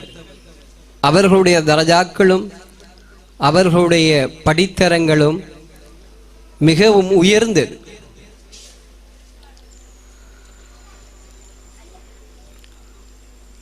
அவருடைய ஒரு முரீது இருந்தார், இத்ரீஸ் என்று சொல்லுகின்ற ஒரு நபர். அவர் தினம்தோறும் ஷேகுக்கு பால் கொண்டு வருவார். ஒரு நாள் அவர் பால் கொண்டு வருவதற்கு தாமதித்து விட்டார். ஏனென்றால் அவருடைய பிள்ளை மரணித்து விட்டார். அந்த ஜனாசாவை அவர்கள் சீர் செய்துவிட்டு அதற்குரிய வேலைகளை செய்துவிட்டு அடக்கவில்லை, அதற்குரிய வேலைகளை செய்துவிட்டு குருவுக்கு பால் எடுத்து கொண்டு வந்தார். அப்பொழுது குரு கேட்டார், ஏன் நீங்கள் சுணங்கினீங்க பால் கொண்டாடுறது? அப்பொழுது சொன்னார், எனது மகன் வஃபாத் ஆகிவிட்டார். அப்பொழுது அகமதுல் கபீர் ரிஃபாய் நாயனத்துடைய தௌலத்தை பாருங்க. அவங்க சொல்லாங்க, எனது முரீது பிள்ளையை இஸ்ராயில் கைப்பற்றுவதற்கு என்ன சக்தி இருக்கின்றது என்னுடைய அனுமதி இல்லாமல். இது எந்த அளவுக்குரிய வார்த்தை? என்னுடைய அனுமதி இல்லாமல் எனது முரீது பிள்ளையினுடைய ரூஹை எப்படி கைப்பற்றுவார்? லா குத்ரத லில் இஸ்ராயில், இஸ்ராயிலுக்கு எந்த குதரத்தும் இல்லை என்று சொல்லுகின்றார். ஏன்? அல்லாஹ் எனக்கு வாக்கு தந்திருக்கிறான், எனது முரீது பிள்ளைகளுடைய உயிரை என்னை கேட்டுத்தான் கைப்பற்ற வேண்டும், எனது அனுமதி இருக்க வேண்டும். அல்லாஹ் தஆலா அதற்கு வாக்கு கொடுத்திருக்கிறான். முரீது பிள்ளைகளுடைய அந்த உயிரை கைப்பற்றுவதென்றாலும் நான் அறிந்திருக்க வேண்டும். என்னுடைய அனுமதிக்கு பிறகுதான் இஸ்ராயிலுக்கு அனுமதி உண்டு என்று சொல்லுகின்றார்கள். அப்பொழுது அல்லாஹ் தஆலாவிடம் முறையிட்டு இஸ்ராயீல் அலைஹிஸ்ஸலாம் வருகிறார். வந்து மன்னிப்பு கோருகிறார், வருந்துகின்றார், தவறுதலாக செஞ்சு கொண்டிருக்கின்றார். அப்பொழுது அந்த பிள்ளைக்கு இஷாரா காட்டுகின்றார். இஷாரா காட்டி பிள்ளையை நீ எழும்பு என்று சொல்லுகின்றார். அந்த பிள்ளை எழும்புகின்றது. அல்லாஹ்வுடைய உத்தரவை கொண்டு அந்த பிள்ளைக்கு உயிர் கொடுக்குகின்றார். இது ஒரு ஞானியினுடைய சரித்திரம். இது அஹ்மதுல் கபீர் ரிஃபாய் நாயகத்துடைய சரித்திரம். இந்த ஆத்மீகம் என்று சொல்லுகின்றோமே, ஆத்மீகத்தில் உள்ளவர்கள் உயிரற்றதை உயிர்ப்பிப்பவர்கள். அதுதான் அவருடைய தௌலத், அதுதான் அவருடைய ஆன்மீக சக்தி, அதுதான் அவர்களுடைய உள்ளத்தினுடைய சக்தி. இதை அடைய வேண்டும் என்பதற்காக நாங்கள் பல போராட்டங்கள் இருக்குகின்றது. அதையெல்லாம் தாண்டித்தான் பெறணும். இது சாதாரண ஒரு இடம் அல்ல. மரணித்தவர் உயிர்ப்பிப்பதென்று சாதாரண இடம் அல்ல. நம்ம எல்லோரெல்லாம் செய்து விடலாமா? இன்று இருக்கின்ற பெரிய பெரிய உலமாக்களாலும் செய்து முடியுமா? இல்லை. ஆகையினால இந்த ஆன்மீக பாதை என்பது உண்மையான பாதையும், இந்த தரிக்கத்து என்பது இறைவனை அடைகின்ற உண்மையான பாதையும், சுவர்க்கத்தினுடைய வாசலும். தரிக்கில் இருக்கின்றவன் சுவர்க்கத்திலே தான் இருக்குகிறான். ஷரியத்து என்பது நம்மளுக்கு இந்த மேலால போட்டு இருக்குகின்ற ஆடை என்பது. இதை நம்பிக்கை இருக்கலாமா? மௌத்து வந்தா அதெல்லாம் களைஞ்சு போட்டு போகணும். இதையும் களையணும், நம்ம உடலையும் களையணும். அங்க மிஞ்சிற என்னது? ரூஹு. குல்லு நப்சின் தாயிக்கத்தில் மவுத். நப்சுக்கு தான் மவுத், ரூஹுக்கு இல்லை. ரூஹு வந்து அது இன்சானாக இருக்கி, அது மௌத்துக்கு பிறகும் வாழும். அது மௌத்துக்கு பிறகு வாழத்தை அல்லாஹ்வுடைய சேர்ந்து போனா, அவன் சொன்னவற்றை அவனை கண்டு அவனை தரிசித்து இந்த வழியில் இருந்து போனா அவனுடன் நல்ல பங்குல போய் சேரலாம். இல்லாட்டி நம்மளுக்கு தீய பங்கு, நரகத்துடைய பங்கு வரும். அப்ப இந்த ரூஹு அது மௌத்துக்கு பிறகும் வாழக்கூடியது. அதை சீர் செய்வதும் அதை தூய்மைப்படுத்துவதும் இங்குதான் மௌத்துக்கு முன்னதான் நம்மளை தூய்மைப்படுத்துகிறது. அப்ப அல்லாஹ் தஆலா என்ன குர்ஆன்ல சொல்றான்? கது அஃலஹ மன் ஸக்காஹ. யார் இந்த உள்ளத்தை தூய்மைப்படுத்தி விட்டாரோ அவர் வெற்றி பெற்று விட்டார். உள்ளம் தூய்மையாக மாசடைந்து இருந்தால் எவ்வளவு வழியில் நாம கோலம் போட்டாலும் அங்கு நம்மளுக்கு வெளிச்சம் உண்டாகாது. இறைவனை நாங்கள் என்ன சேர முடியாது. ஆன்மீக பாதை என்பது உள்ளத்தை தூய்மையாக்குவது. தூய்மையாக்கிய உண்மையான வழியில் நாங்கள் அந்த சங்கிலி தொடரில் சேர்ந்து எங்களை நாங்கள் பயிற்றுவித்து அதற்கு நாங்கள் பயிற்சி எடுத்து உண்மையாளர்களுடன் சேருவது. அதைத்தான் குர்ஆன் சொல்லுது. யா அய்யுஹல்லதீன ஆமனு தக்குல்லாஹ வகூனு மஅஸ் ஸாதிகீன். ஈமான் கொண்ட நல்லடியார்களே, அல்லாஹ்வை பயந்து கொண்டு நல்லவர்களுடன் நீங்கள் சேர்ந்து கொள்ளுங்கள். அதைத்தான் இங்கும் செய்கின்றார்கள். நல்லவர்களை பற்றிய விடயங்களை எடுத்து இயம்புகின்றார்கள். ஞானம் சம்பந்தமான விடயங்களின் உண்மைகளை வெளிப்படுத்துகின்றார்கள். இது எங்களை நல்லவர்களுடன் சேர்க்கக்கூடியதாக இருக்கின்றது. நான் இப்ப என்னை மலைத்து அஹமதுல் கபீர் ரிஃபாய் நான் இதை சொல்லுங்கன்னு சொன்னாங்க. அப்ப நான் சொல்லுகின்றேன் அவங்களோட செய்தி எல்லாம். அப்ப உங்களோட மனதில் படும், அடே இதுதான் செஞ்சிருக்காங்க. எனக்கு நேரம் காலம் போதாது. விரிவாக விரிவாக பேசலாம். அவருடைய சரித்திரங்களும் அவருடைய அற்புதங்களும் அவர்களுடைய ஞானங்களும் இவைகளெல்லாம் பேசலாம். காலம் இடம் கொடுக்கவில்லை. அங்கால சிக்னலில் காட்டிக்கிருக்காங்க, கையை காட்டுறாங்க, தாளை அனுப்புகிறாங்க. ஆகையினால இன்னும் பல விஷயங்கள் எல்லாம் நிறைந்து இருக்கின்றது. எங்களுடைய கல்வை தூய்மையாக்கினாத்தான் அந்த கல்வின் மூலமாகத்தான் இறைவனுடைய ஒளியை நாங்கள் தரிசிக்கலாம். நம்மளோட கல்வியை கடல் பிடிச்சி இருண்டு கிடக்கோல அல்லாஹ்வுடைய ஒளியை எப்படி நாம தரிசிக்கிறோம்? அப்ப அதுதான் நரகம், இருள் தான் நரகம். இந்த இருளிலிருந்து நாம விடுபட வேண்டும் என்றால் நாங்கள் ஆத்மீக பயிற்சி எடுத்து எங்களது உள்ளங்களை தூய்மையாக்கி திக்ரின் மூலமாக தூய்மையாக்கி எங்களுடைய படித்தரங்களை உயர்த்தி கொண்டு செல்கின்ற பொழுதோ நாங்கள் ஆலமுல் மலக்கூத்தை நாங்கள் காணலாம், ஒளி உலகத்தை நாங்கள் சந்திக்கலாம், நம்முடைய மறுமையுடைய வாழ்க்கையை நாங்கள் தரிசிக்கலாம்.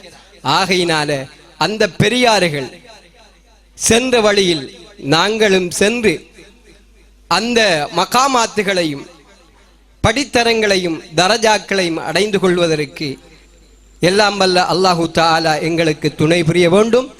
அத்துடன் இந்த வாய்ப்பை தந்த தௌசியா ஞான மன்ற தலைவர் உறுப்பினர் அவர்களுக்கும் நன்றியை தெரிவித்துக் கொண்டு விடைபெறுகின்றேன். வாஹிர தவானா அனில் ஹம்துலில்லாஹி ரப்பில் ஆலமீன்.